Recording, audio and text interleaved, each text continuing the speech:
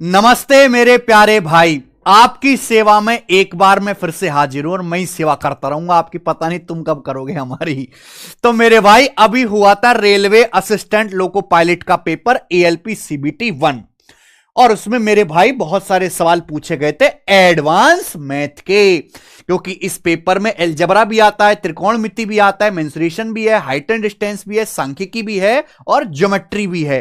तो इन सभी चैप्टर्स के बेस्ट 50 मस्ट डू क्वेश्चन, यानी कि अगर आपका रेलवे का फ्यूचर में पेपर है, NTPC का, RPF sub inspector constable group D का, या 2025 में कोई भी पेपर है रेलवे का, और आप इन क्वेश्चंस को सॉल्व नहीं करते हो तो आप एक अपराधी हो, समझे कि नहीं। ये बेस्ट 50 क्वेश्चन करना कंपलसरी है हर बच्चे के लिए, और मैं आपको बहुत बेहतरीन एग्जाम ओरिएंटेड यूनिक सॉल्यूशन दूंगा। रात के बजने 11 और मैं कर रहा हूं आपके लिए मेहनत। आपको तो रजाई में पड़े पड़े वीडियो देखने है मेरे भाई, ठीक है। वैसे तो और भी बहुत सारे सवाल पूछे गए थे एडवांस मैथ के, लेकिन ये मैंने बेस्ट 50 क्वेश्चंस छांटे हैं, टॉप क्वालिटी। इन्हीं से आप कुछ नया सीखोगे। बाकी आप सवाल कितने भी लगाते रहो, वहां से आप कुछ नया नहीं सीखोगे, यहां से आप कुछ नया सीखोगे। इससे पहले ये जो हमारा प्यारा यूट्यूब चैनल है मैथ्स कॉन्सेप्ट किंग, जैसा काम वैसा ही इसका नाम भी रखा है मेरे भाई हमने। इस पे हमने ऑलरेडी रेलवे के ALP एग्जाम के अर्थमेटिक अंक गणित के बेस्ट 60 क्वेश्चंस का सॉल्यूशन करवा दिया है, ठीक है। तो जिन बच्चों ने अर्थमेटिक के क्वेश्चंस का सॉल्यूशन नहीं देखा है वो यहां से जाके देख सकते हैं। रेलवे का हमने पूरा कंप्लीट फ्री बैच पढ़ाया है मेरे प्यारे में। रेलवे प्रैक्टिस सीरीज, हर एक चैप्टर की प्रैक्टिस कराई है, पूरी प्लेलिस्ट बनी हुई है। लाखों बच्चों ने वीडियोस देखे जिसमें अर्थमेटिक मैथ हमने पूरा पढ़ा दिया है। CI SI compound test, simple ये जो है problem ages time and work pipe cistern, हर एक चैप्टर को बहुत बारीकी से मैंने करवाया है मेरे भाई, ठीक है जी। तो बेस्ट 50 क्वेश्चन शुरू करते हैं, और ये क्वेश्चंस अच्छे हैं मेरे दोस्तों, ठीक है जी। आओ, सवाल है आपके सामने। सबसे पहले अलजेब्रा, मैं चैप्टर वाइज आपको कराऊंगा, ऐसा नहीं कि मिसलेनियस क्वेश्चन चलने। सबसे पहले हम केवल अलजेब्रा के 6 सवालों को हल करेंगे, ठीक है। आ जाओ,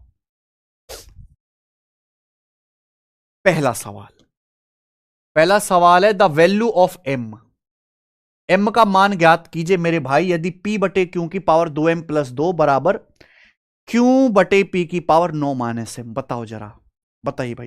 देखो, इस सवाल में जो गोरा कॉन्सेप्ट लगेगा वो मैं आपको बताऊं कि अगर आपके सामने लिखा हुआ a बटे b की होल पावर n, अगर आप इसको पलट दो, a बटे b को पलटते हो, b बटा a करते हो, तो ये पावर हो जाएगा माइनस का n। प्रॉब्लम क्या है इस सवाल में कि यहां तो P बटे Q है, यहां Q बटे P है। यह है मेरे भाई P बटे Q की पावर 2m + 2। अगर मैं इसको पलटता हूं मेरे प्यारे भाई, यानी कि Q बटे P है, Q बटे P को पलट के लिखता हूं P बटे Q, तो पावर माइनस हो जाएगी। पावर माइनस से गुणा करनी पड़ेगी, 9 - m को माइनस से गुणा करनी पड़ेगी, m - n। अगर आप लेफ्ट साइड राइट साइड को देखो तो दोनों तरफ से बेस सेम है मेरे प्यारे बच्चे। अगर दोनों तरफ से बेस सेम है तो पावर भी बराबर हो जाएगा कि नहीं, ये दोनों बराबर हो जाएगा, बोलो। 2m + 2 बराबर m - 9, ये इधर जाएगा तो m बराबर कितना आ जाएगा मेरे भाई, 2 इधर जाएगा राइट साइड में, -9 और -2 -11, तो m का मान -11 आ जाएगा, बी ऑप्शन। अच्छा सवाल है मेरे भाई, ठीक है ना। करेंगे, आगे आइए। अगला सवाल, सवाल नंबर 2, इसको सरल करो। सरल करना है मेरे भाई, यानी कि आपको इनकी गुणा करनी है, बेसिकली गुणा करना है, जोड़ घटा के आपको बताना है। सवाल है RRB ALP 2024 का। देखिए, इतनी बड़ी गुणा करने का मेरा कोई इरादा है नहीं, अपना कोई मूड नहीं है कि हम इतनी लंबी चौड़ी गुणा करें। मेरे पास ऑप्शंस दिए हुए, ये ऑप्शन मुंह फुकाने के लिए नहीं दिए, ये ऑप्शंस जिंदगी में कुछ करने के लिए दिए हैं। अब आप सोचो क्या आ सकता है। जैसे यहां पे b² आ रहा है, 3b², 2b², 3b²। अब आप ये देखो, b 2b की b में गुणा करेंगे 2b² आएगा, और तो कहीं b² नहीं आएगा, ये b² है। तो 2b गुणा b, 2b² + b² 3b² आएगा, 3b² आएगा, यानी कि ना ये आंसर है ना ये आंसर है, यहां 3b² नहीं है, इन दोनों में से होगा। अब आप देखो, यहां तो c² है नहीं, यहां c² है। c² आ रहा है क्या भाई, c² कब आएगा, जब c की c में गुणा हो, c की c में गुणा होगी तो ही c² आएगा। क्या यहां ऐसा है, कितने भी गुणा करते रहो, मुझे कोई मतलब नहीं, c की c में गुणा होनी चाहिए। देखो ये दिख रहा -c, माइनस सी की माइनस सी में गुणा होगी, सी स्क्वायर आएगा प्लस का, यहां से सी स्क्वायर नहीं आने वाला, यानी कि माइनस सी की माइनस सी में गुणा होगी, प्लस का सी स्क्वायर आएगा ही आएगा, यानी कि डी ऑप्शन आंसर है, बात खत्म। मैं क्यों पूरी गुणा करूंगा, मेरे पास टाइम कहां है भाई इतना, वेरी बिजी आदमी, वेरी बिजी। x प्लस ए और x प्लस बी का गुणनफल प्रोडक्ट क्या है, x प्लस ए एक्स प्लस बी का गुणनफल तो सबको पता है, डी ऑप्शन ही आ जाएगा भाई, इसमें क्या मुश्किल है। x प्लस ए की x प्लस बी में गुणा करेंगे तो x की x में गुणा एक्स स्क्वायर, बच्चों a की गुणा करिए x में ax प्लस, बच्चों x की गुणा b में करिए bx, बच्चों a की गुणा b में करिए ab। ठीक है, यहां से आप x कॉमन ले सकते हैं तो ब्रैकेट में बचेगा a प्लस बी, तो X square plus A plus B X plus A B आ जाएगा, डी ऑप्शन। ये एक डायरेक्ट रिजल्ट भी है, हर बच्चे को पता होना चाहिए। निम्नलिखित व्यंजक का मान बताओ, सिंप्लीफाई द फॉलोइंग एक्सप्रेशन, ये सवाल है आरआरबीएलपी का। मैंने कुछ दिन पहले अपने YouTube चैनल, जो हमारा मेन YouTube चैनल है गगन प्रताप मैथ्स, उस पे सीएचएसएल मेंस का पेपर सॉल्व कराया था, सीएचएसएल मेंस का। तो जब सीएचएसएल मेंस का पेपर कहां गया, ये रहा, उस सीएचएसएल मेंस में भी यही सवाल आया, सेम टू सेम डिट्टो। ये सवाल एसएससी के सीएचएसएल मेंस में भी आया है 2024 में। अब आप मुझे बताओ, इसको सरल बनाना है, इसको सरल बनाओ, फिर आपकी जिंदगी भी सरल बनेगी मेरे भाई। देखो बच्चों, ये ऑप्शंस हैं, ये ऑप्शन है। एक काम करते हैं, जैसे यहां पे हम y को 0 कर देते हैं, या तो मेरे भाई आप ये देख लो ना क्या आएगा, जेड पे ध्यान दीजिए, यहां से देखिए a माइनस बी का square A square plus B square minus 2ab, A plus B का square A square plus B square plus 2ab, यहां से क्या आएगा 4z square plus 25z square minus 25z square, तो 4z स्क्वायर बचेगा plus का 4z square बचेगा मेरे प्यारे भाई, यानी कि आंसर या तो ए ऑप्शन होगा या सी। वाई देखिए, वाई क्या आएगा, ए माइनस बी का square A square plus B square plus 2b, यहां से आएगा 25y स्क्वायर, यहां से आएगा प्लस का 4y स्क्वायर, 25 प्लस 4 29, तो 29y स्क्वायर होगा, ना कि 19 होगा, 29 आएगा, यानी कि सी ऑप्शन। क्या आप मेरी बात समझ पाए? पूरा नहीं लिखना नहीं है इतना टाइम बेटा, जब आप इसका स्क्वायर करोगे ए माइनस बी का square A square plus B square minus 2ab, अब माइनस ये 5y का स्क्वायर करोगे 25y स्क्वायर, यहां से आएगा प्लस का 4y स्क्वायर, तो 25 4 29y स्क्वायर हो गया ना, सी ऑप्शन में है। ऐसे प्लस का 4z स्क्वायर आएगा। हटाइए, बढ़ो आगे, सवाल क्या है, subtract the sum of 2x minus 3y plus 7z and 4z minus 5x from 13x minus z। सवाल में बोला है 13x माइनस z से इन दोनों का योग घटाएं, यानी कि इन दोनों का योग आपको घटाना है, इन दोनों का सम, इन दोनों का सम आपको घटाना है किससे, 13x माइनस z से। ये बताइए मेरे भाई, समझ में आ गया? 13x माइनस z से इन दोनों का सम घटाओ, इसका और इसका योग घटाना है। ऑप्शन देखो, 3x है, x है, 4x है, 16x है। जब हर एक ऑप्शन में x अलग अलग ही दिया हुआ है तो मैं केवल x पे ध्यान दूंगा, मैं बाकी पे ध्यान क्यों दूंगा, भाड़ में जाए।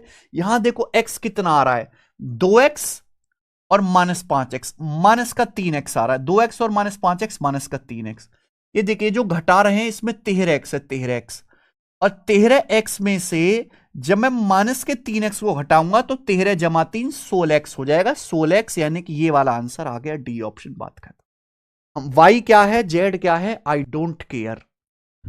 बोला इन दोनों का योग घटाओ 13x माइनस z में से, जब मैं इन दोनों का योग करूंगा 2x minus 5x minus 3x आएगा, यहां 13x है। अब 13x में से जब माइनस के 3x को घटाएंगे, क्योंकि घटाना है, तो माइनस माइनस प्लस 13 3 16x हो जाएगा।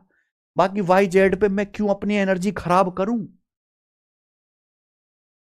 पेपर में भाई इसी तरीके से सोचना होता है। ये एडवांस मैथ है, इसको करने का तरीका और अर्थमेटिक को करने का तरीका बिल्कुल डिफरेंट है। आपके सामने अगर ऑप्शन है तो ऑप्शन का यूज करो भाई, छठा कर दो। The value of this RRB ALP का सवाल, X minus Y, X plus Y, Y minus Z, Y plus Z, Z minus Z, Z plus I, Z plus X, इसका मान देखते ही बता दोगे आप 0। ये एक इजी मेंटली होने वाला सवाल है, क्योंकि एक्स माइनस वाई की एक्स प्लस वाई में गुणा करेंगे x square minus y square बच्चे, वाई माइनस जेड की वाई प्लस जेड में गुणा करेंगे, फॉर्मूला है formula y square minus z square, z minus x की जेड प्लस एक्स में गुणा करेंगे z square minus x square. देखो अलजेब्रा, त्रिकोणमिति, ज्योमेट्री, ये सब करने के लिए आपको बहुत सारे फॉर्मूले आने चाहिए। वाई स्क्वायर कट गया, जेड स्क्वायर कट गया, एक्स स्क्वायर कट गया, सब कटकुटा के 0 आ गया। अगर किसी बच्चे को फॉर्मूला ही याद नहीं है, उसको बेसिक ही नहीं आता, ना त्रिकोणमिति के फॉर्मूला याद है ना अलजेब्रा के, तो कैसे वो इन सवालों को कर पाएगा? तो फर्स्ट आपको कॉन्सेप्ट सीखना होगा, फिर आपको ढेर सारी प्रैक्टिस करनी होगी, फिर आपको हवा में उड़ाना सीखना पड़ेगा मेरे भाई। ठीक है, कॉन्सेप्ट वीक है तो भाई ये जो हमारी बुक है मैथ्स कॉन्सेप्ट किंग, कॉन्सेप्ट्स का किंग बनना है, राजा बनना है, फॉर्मूलों का, ट्रिक्स का, शॉर्टकट का, आपको ये बुक ऑनलाइन ऑर्डर कर लेनी चाहिए। हमने इस बुक का प्राइस इतना सस्ता कर रखा है, इस बुक को प्रिंट कराने में 130 रुपए खर्चा आता है, 130, क्योंकि ये डबल कलर में मल्टी कलर बुक है ना, लाल पीला नीला हरा, जिससे कि बच्चों को डायग्राम, चित्र वगैरह बहुत अच्छे से समझ में, फॉर्मूले को यहां पे मल्टी कलर किया गया इस तरीके से। और हम इसकी बिलिंग 128 की करते हैं कुल। हम ये चाहते हैं कि हर बच्चे को बहुत कम प्राइस में, मुझे हर बुक पे 5 से 7 रुपए का नुकसान होता है, लेकिन मेरा तो पर्पज ही और है, मेरा पर्पज ये है कि हर बच्चा कॉन्सेप्ट सीख पाए, क्योंकि एक कोई भी ऐसी फॉर्मूला बुक नहीं है मार्केट में जिसमें सारे कॉन्सेप्ट्स कवर हों, सारी शॉर्ट ट्रिक्स हों सिवाय इसके। तो ये तो हर बच्चे के पास होनी ही चाहिए। ये तो हमने सीखा मेरे प्यारे भाई अलजेब्रा। अब हम करेंगे यहां से त्रिकोणमिति। त्रिकोणमिति के हमारे पास टोटल 5 सवाल हैं, आ जाइए। If theta is an acute angle, अगर थीटा एक्यूट एंगल है, find the denominator D. Denominator D बताइए, डिनोमिनेटर डी क्या होगा बताइए मेरे बच्चों। देखो हर जगह आपको मेरे प्यारे भाई फॉर्मूला या वैल्यू पुटिंग की जरूरत नहीं है, कहीं कहीं बेसिक भी काम आता है बच्चों, बेसिक भी काम आता है। आपको यहां पे क्या बेसिक नहीं दिखाई दे रहा? सिंपल हो जाएगा भाई। कॉट का मतलब क्या होता है? कॉस बटे साइन। कॉसेक का मतलब क्या होता है? 1 बटे साइन, यानी कि हो गया कॉस माइनस 1 बटे साइन। अब इसका होल स्क्वायर, ये स्क्वायर हो गया। आप कहोगे सर आपने ये क्या लिख दिया? मैं कॉस को लिखता हूं सी और साइन को लिखता हूं एस। समझ में आया? शॉर्ट यूज करा करो, है भाई, है शॉर्ट यूज करा करो। शाहरुख खान को भी एसआर के बोलते हैं। समझ में आया कि नहीं आया? चलो, कॉट का मतलब कॉस बटे साइन, कॉसेक का मतलब 1 बटे साइन, तो बटे साइन तो आएगा ही आएगा, और ये स्क्वायर हो जाएगा मेरे भाई, ठीक है ना। अब आप मुझे बताओ इस साइन स्क्वायर थीटा का फॉर्मूला क्या है? साइन स्क्वायर थीटा का मतलब 1 minus cos into 1 plus cos. Sign square theta मतलब 1 minus cos into 1 plus cos, ये हो जाएगा मेरे भाई 1 minus cos into 1 plus cos. Formula है साइन स्क्वायर थीटा बराबर 1 minus cos theta into 1 plus cos theta. Clear है? कॉस माइनस 1 का स्क्वायर, देखो चाहे आप एक्स का स्क्वायर लिखो बच्चों, चाहे आप माइनस एक्स का स्क्वायर लिखो, बात तो सेम ही है ना। तो कॉस माइनस 1 को आप ऐसे भी तो लिख सकते हो 1 माइनस कॉस इसका होल स्क्वायर। मैंने ऐसा क्यों लिखा? क्योंकि इससे कट जाएगा ना, ये किससे कट जाएगा, तो क्या बचेगा 1 माइनस कॉस बटे 1 प्लस कॉस, 1 माइनस कॉस बटे 1 प्लस कॉस। यानी कि जब मैंने इसको सॉल्व किया तो 1 माइनस कॉस, नीचे क्या आ गया? नीचे क्या आ गया बेटा? नीचे जो है क्या आ रहा है? नीचे आ गया 1 प्लस कॉस, 1 माइनस कॉस बटे 1 प्लस कॉस, तो 1 प्लस कॉस थीटा इसका आंसर है, D option, 1 plus cos theta. Clear है? बात समझ में आ गई आप लोगों को हमारी? ठीक है भाई। तो देखो ये आपको पहले फॉर्मूले याद होने चाहिए, फॉर्मूले याद होंगे तो अभी तो कर पाओगे। साइन स्क्वायर थीटा बराबर 1 minus cos square theta, 1 minus cos 1 plus cos, cos square theta बराबर 1 minus sine square theta, sign square theta plus cos square theta बराबर 1। बहुत हाई फाई नहीं, पर बेसिक फॉर्मूले कम से कम रेलवे वाले बच्चों को भी आने चाहिए, जो बेसिक फॉर्मूले हैं। ठीक है भाई, आओ सवाल है आपके सामने 8। सिंप्लीफाई करिए। 1 minus sec square theta into 1 minus sine 1 plus sine into 1 plus cot square theta क्या होगा? ये है मेरे बच्चों, सवाल में कुछ नहीं है। देखो बहुत सारे बच्चे ऐसे सवाल में वैल्यू पुटिंग करने लगेंगे कि यार थीटा 45 रख लेते, ये कर लेते, वो मैं मना नहीं कर रहा, आंसर नहीं आएगा, बट जरूरत क्या है? जब सीधा सीधा फॉर्मूला दिख ही रहे तो जरूरत क्या है? आप मुझे बताओ, ये 1 माइनस साइन गुना 1 प्लस साइन क्या होता है? 1 minus sign into 1 plus sign, आप मुझे बताओ सबसे पहले ये क्या होता है? तो आप कहोगे sir 1 minus sine square theta. 1 minus sine square theta हो गई, और 1 माइनस साइन स्क्वायर थीटा मतलब cos square theta. Cos square theta हो गया। आप बोलोगे हाँ सर, तो ये हो गया कॉस स्क्वायर थीटा। अब आप मुझे एक बात बताओ, ये क्या है बच्चे? 1 plus cot square theta. 1 plus cot square theta क्या होता है formula? 1 plus cot square theta, ये कॉन्सेप्ट किंग बुक की हमारी पीडीएफ है। 1 प्लस कॉट स्क्वायर थीटा क्या लिखा है बच्चे? Cosec square theta. फॉर्मूला होता है 1 प्लस कॉट स्क्वायर थीटा बराबर कॉसेक स्क्वायर थीटा। ऐसे ये बताओ 1 माइनस सेक स्क्वायर थीटा क्या है? आप जानते हैं कि 1 प्लस टेन स्क्वायर थीटा बराबर सेक स्क्वायर थीटा, यही है। लेकिन बच्चों अगर मैं सेक स्क्वायर थीटा को इधर लाऊंगा लेफ्ट साइड में, तो 1 माइनस सेक स्क्वायर थीटा, तो टेन स्क्वायर थीटा उधर चला जाएगा माइनस टेन स्क्वायर थीटा। तो 1 सेक स्क्वायर को इधर लाऊंगा तो टेन उधर चला जाएगा, माइनस हो जाएगा। 1 माइनस सेक स्क्वायर थीटा बराबर माइनस टेन स्क्वायर थीटा। अच्छा सभी स्क्वायर में है, मल्टीप्लाई है माइनस, तो आंसर नेगेटिव आएगा बेटा, और नेगेटिव आंसर एक ही ऑप्शन है, ये रहा। देखो कॉसेक का मतलब होता है बेटा 1/साइन। कॉसेक स्क्वायर का मतलब, कॉसेक स्क्वायर का मतलब 1/साइन, साइन स्क्वायर थीटा। और आप सभी लोग जानते हैं कॉस बटे साइन होता है कॉट। कॉस बटे साइन कॉट। तो cot square theta into tan square theta reciprocal होते हैं, क्या बच गया? -1, ये आंसर है। और जल्दी आप कर सकते थे अगर आप दिमाग में सोचो। सवाल नंबर 9 है मेरे भाई, यहां से कॉस की पावर 4 थीटा माइनस साइन की पावर 4 थीटा बराबर के है। के है बच्चे, तो आपसे पूछा है 1 माइनस के अपॉन 1 प्लस के क्या है? यहां पर भी स्टूडेंट वैल्यू पुटिंग लगाएंगे, पर जरूरत नहीं है। देखो पावर 4 का मतलब होता है स्क्वायर का भी स्क्वायर। पावर 4 का मतलब होता है बच्चों स्क्वायर का भी स्क्वायर। और आप सभी लोग जानते हैं कि A square minus B square का मतलब A plus B, A minus B.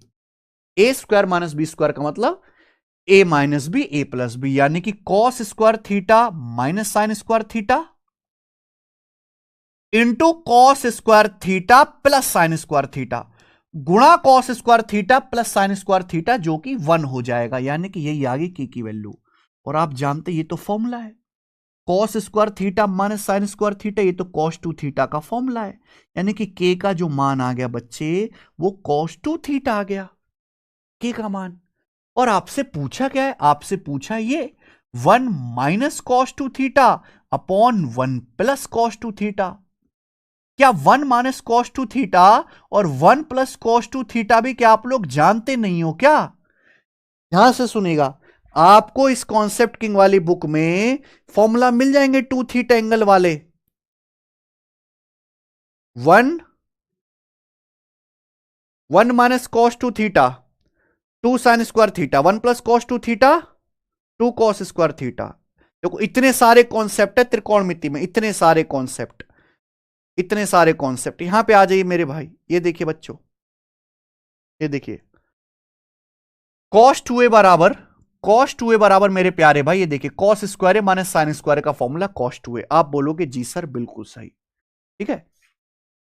ये कॉस 2a का फॉर्मूला है cos square minus sine square. ये ए प्लस बी के फॉर्मूले हैं, ये ए माइनस बी के फॉर्मूले हैं। इतने सारे फॉर्मूले आपको पता होना चाहिए, तब जाके काम चलता है, ठीक है जी।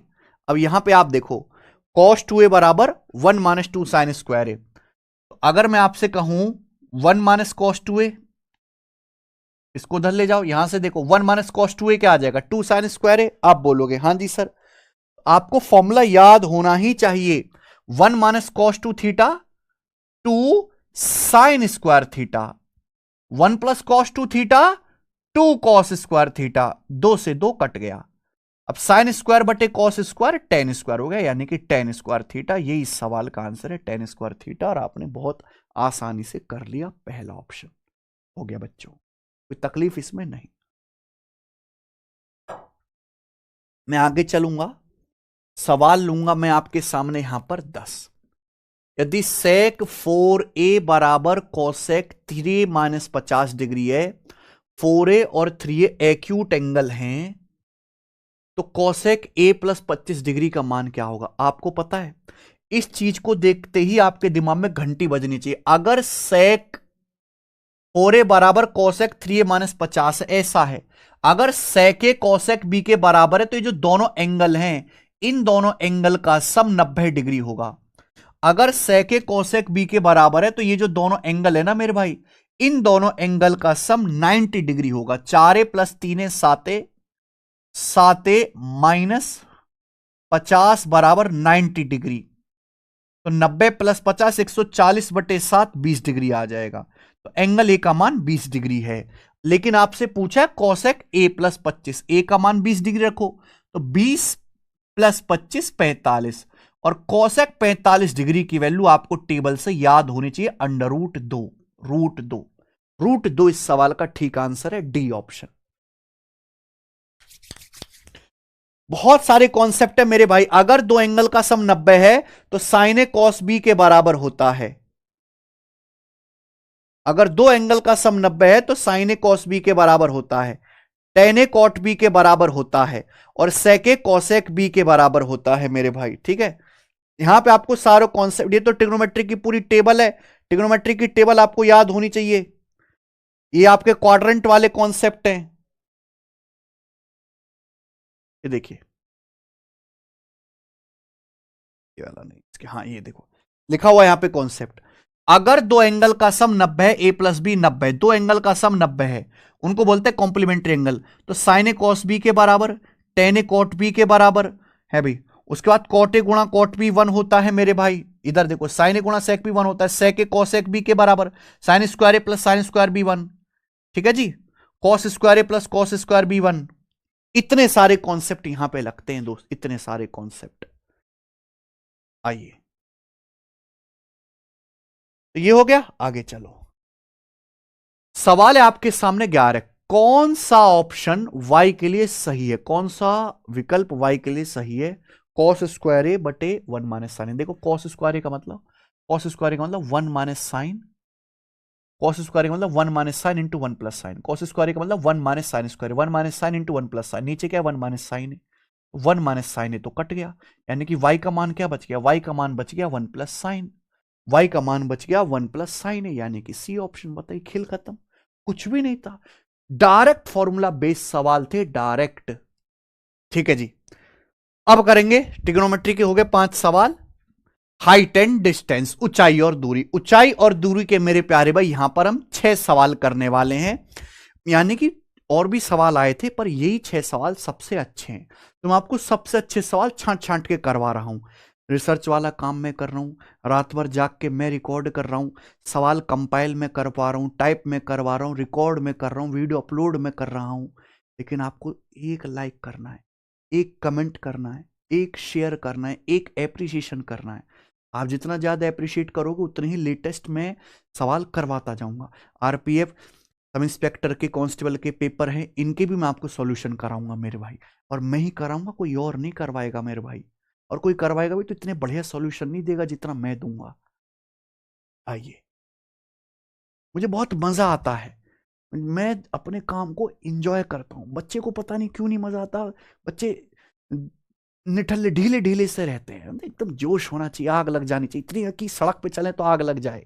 12वां सवाल, दो सड़कों के बीच एक 10 मीटर लंबा टावर है। बताओ, सड़क के बीच में टावर अवैध है, 10 मीटर लंबा।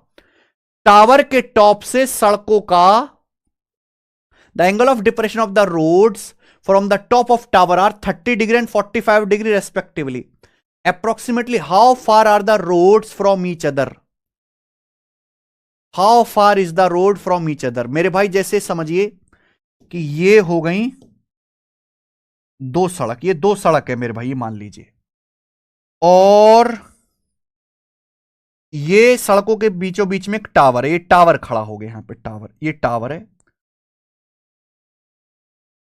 ये टावर है, 10 मीटर ऊंचा ये टावर है, 90 डिग्री के कोण पर टावर सीध खड़ा होता है।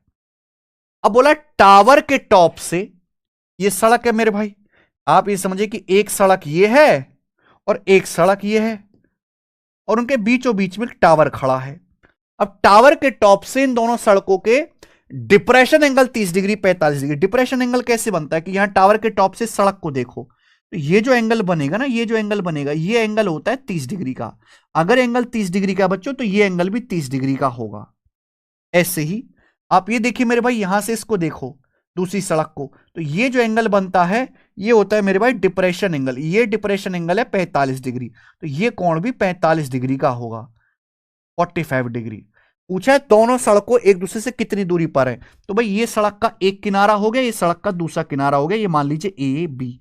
ए बी दोनों सड़कों के बीच की दूरी हो जाएगी, ये आपको निकालनी है। तो आपको यहां पे ट्राइंगल याद होने चाहिए दो। देखिए 30 60 90, 30 60 90 ट्राइंगल में 30 डिग्री के सामने जो भी होगा वो 1 यूनिट होगा, 60 डिग्री के सामने जो भी होगा √3 यूनिट होगा, 90 डिग्री के सामने जो भी होगा वो 2 यूनिट होगा। ये 30 60 90 ट्राइंगल है, रटा हुआ होना चाहिए। ऐसे ही मेरे प्यार भाई 45 45 90 ट्राइंगल में 45 डिग्री के सामने 1 होगा, 1 1, ये भी 45 डिग्री इसके सामने 1 होगा, 90 डिग्री के सामने √2, 1 1 √2 साइड का रेशियो होगा। क्लियर है? अब यहां पे आप समझो 45 डिग्री के सामने 10 मीटर है, तो ये भी 10 मीटर होगा। ये 30 डिग्री के सामने 10 मीटर है, तो ये वाला कोण तो 60 बचेगा ना, 30 60 90 होता है बेटा। 30 के सामने 10 है, तो 60 के सामने 10 √3 आएगा, 10 √3। और आपको पता होना चाहिए कि √3 जो होता है इसकी अप्रोक्स वैल्यू होती है 1.732। तो 10 √3 क्या हो जाएगा, 10 इंटू 1.732 यानी कि 17.32 मीटर।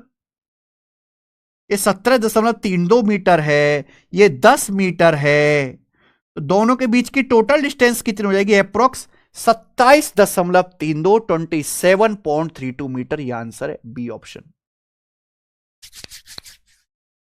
खेल खत्म, कुछ नहीं था, वेरी इजी। आइए, पेड़ के आधार से 300 मीटर दूर जमीन पर एक बिंदु से एक छोटे पेड़ के टॉप का एलिवेशन कोण 30 डिग्री था।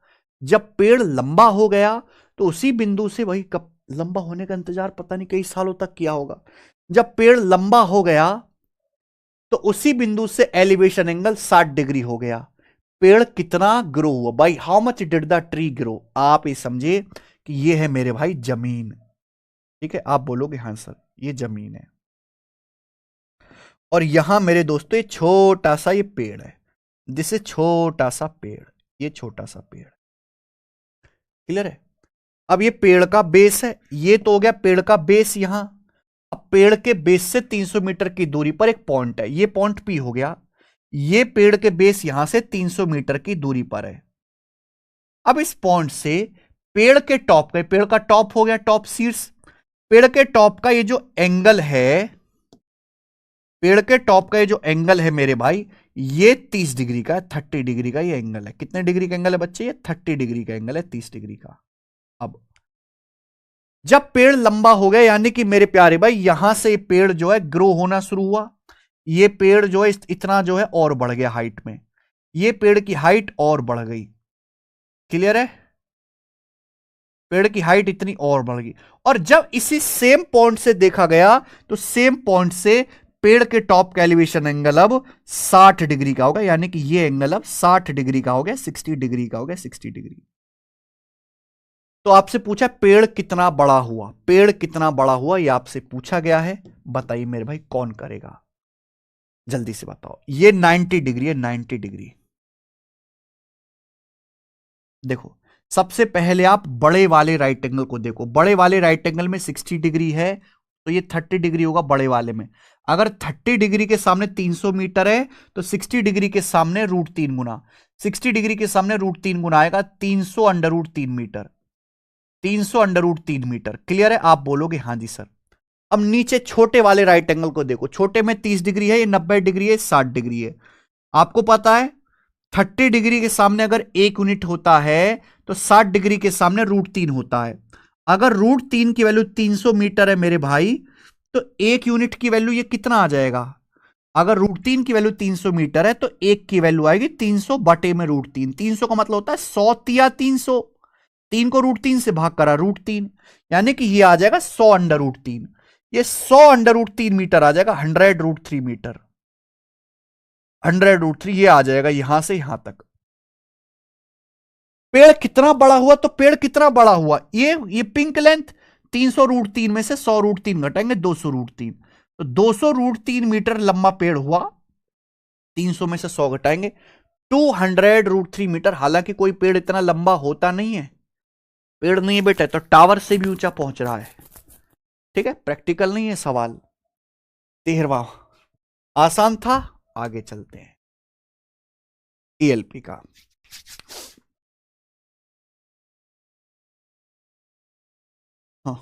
एक पेड़ टूटकर जमीन पर इस प्रकार गिरता है कि उसका ऊपरी हिस्सा अभी भी उसके तने से आंशिक रूप से जुड़ा है। यदि पेड़ की ओरिजिनल ऊंचाई 24 मीटर थी या जमीन से 30 डिग्री का कोण बनाता है अब, तो किस ऊंचाई से टूटा? जैसे आप ये समझो भाई, ये जमीन है और मान लीजिए इस जमीन में ये एक पेड़ गढ़ा है, ये पेड़ है मेरे भाई, पेड़ है। अब आंधी वांधी आई मेरे भाई, यहां ये जो है पेड़ जो है यहां से टूट गया, यहां से टूट गया पेड़, यहां से जो है पेड़ टूट गया। पेड़ टूटने के बाद क्या हो गया? इसका जो टॉप है ऐसा के जमीन पे लग जाएगा ये, यानी कि ये जो पॉइंट था यहां पे, मान लीजिए ए, अब ये पॉइंट ए यहां पे आ जाएगा। ठीक है, ऐसे तना ऊपर का गिर के नीचे लगे, यानी कि ये वाली लेंथ और ये वाली लेंथ बराबर होगी। और ये जमीन से कितना कोण बनाता है? 30 डिग्री का कोण बनाता है, 30 डिग्री का। पेड़ की जो ऊंचाई है, ओरिजिनल ऊंचाई 24 मीटर है, पेड़ टोटल 24 मीटर ऊंचा है, 24 मीटर ऊंचा है। तो बोला किस ऊंचाई पर टूटा? पेड़ किस ऊंचाई से टूटा? तो पेड़ मेरे भाई यहां से टूटा है, ये आपको निकालना है। At what height did it break if the original height of tree was 24 metre? ये बताइए मेरे भाई, आप कर सकते हैं। 30 डिग्री के सामने 1 यूनिट होता है मेरे भाई, 1 यूनिट।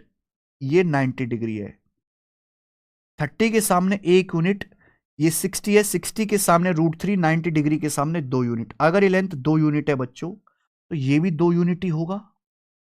30 के सामने 1 यूनिट, 60 के सामने √3 यूनिट, 90 डिग्री के सामने 2 यूनिट, क्योंकि यही हिस्सा पेड़ का टूट के ऐसे जमीन पे आ लगा। तो ये और ये बराबर होना चाहिए, ये और ये बराबर होना चाहिए, ये और ये, यानी कि टोटल पेड़ की हाइट आ गई 2 और 1 3। टोटल पेड़ की हाइट आ गई बच्चों 2 और 1 3, और 3 की वैल्यू सवाल में 24 मीटर दी है, 8 गुना 1 यूनिट की वैल्यू आ जाएगी 8 मीटर, यानी कि पेड़ जमीन से 8 मीटर की ऊंचाई से टूटा है। और यही मेरा आंसर भी है, डी ऑप्शन, 8 मीटर। अच्छा सवाल, very nice, Oscar winning question.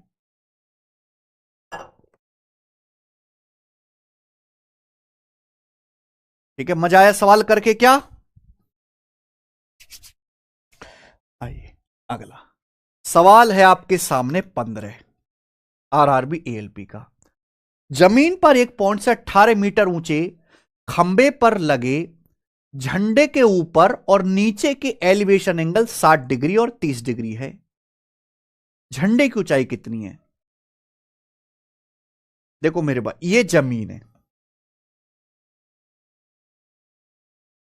मान लीजिए कि ये है जमीन। तो जमीन पर एक पॉइंट से 18 मीटर ऊंचा खंबा लगा है। तो मेरे भाई ये जमीन है और ये मान लीजिए खंबा है।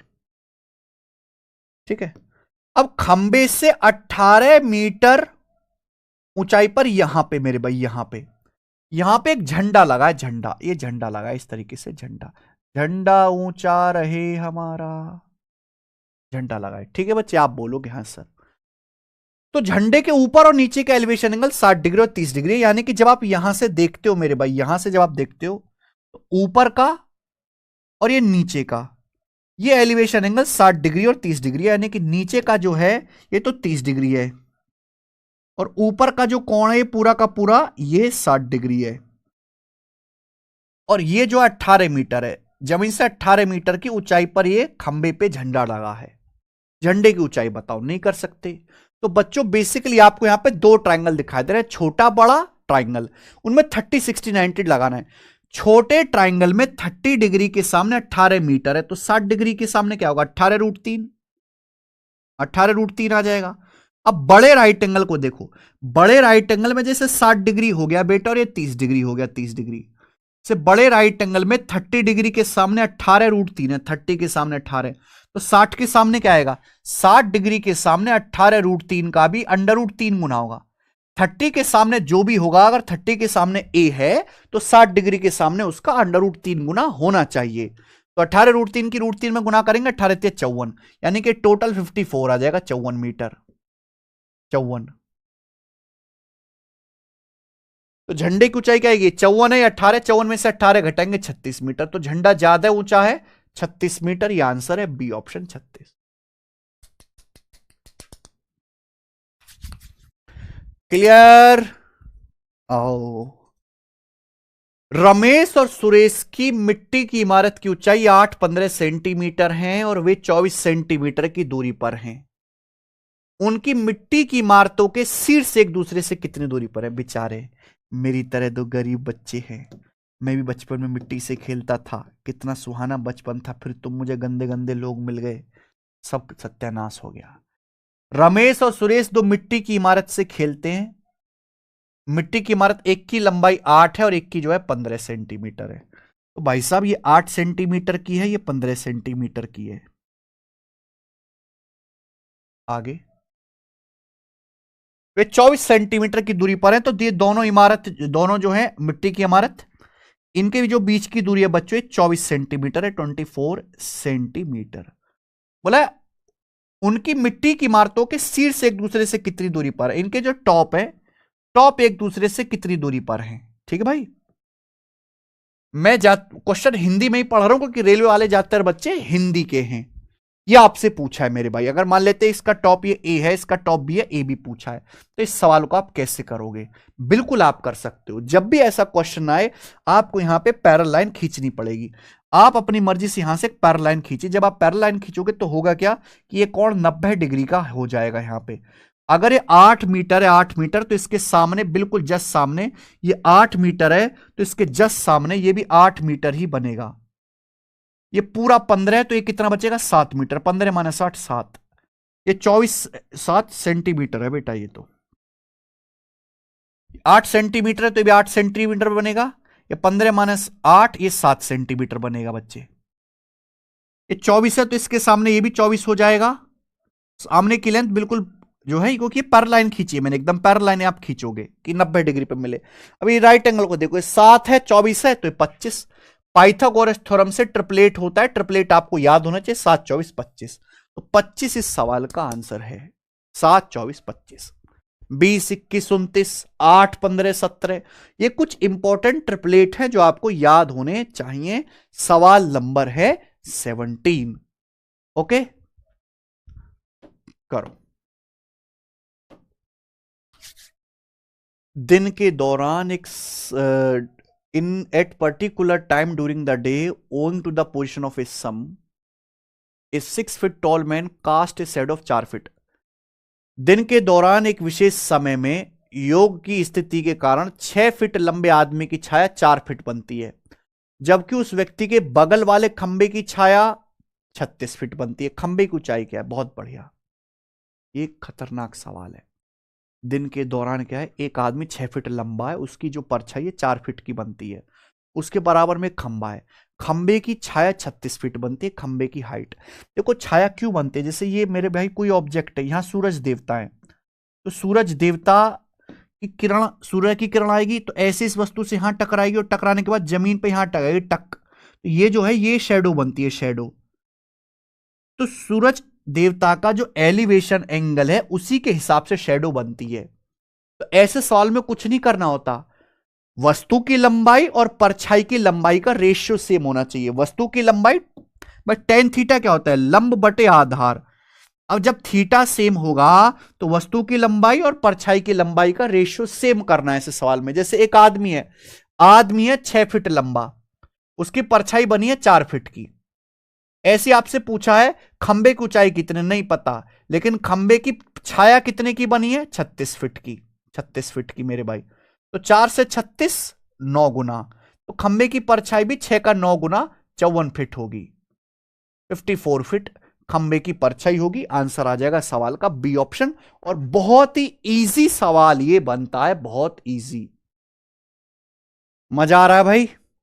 मजा लेते रहिए, सवाल करते रहिए। अगला चैप्टर भी आ गया देखो अब, ज्योमेट्री, ज्यामिति। ज्यामिति के ज्यादा सवाल हैं। ज्योमेट्री के सवाल चाहे एसएससी दो चाहे रेलवे दो, सब में जो है ज्यादा ही आते हैं।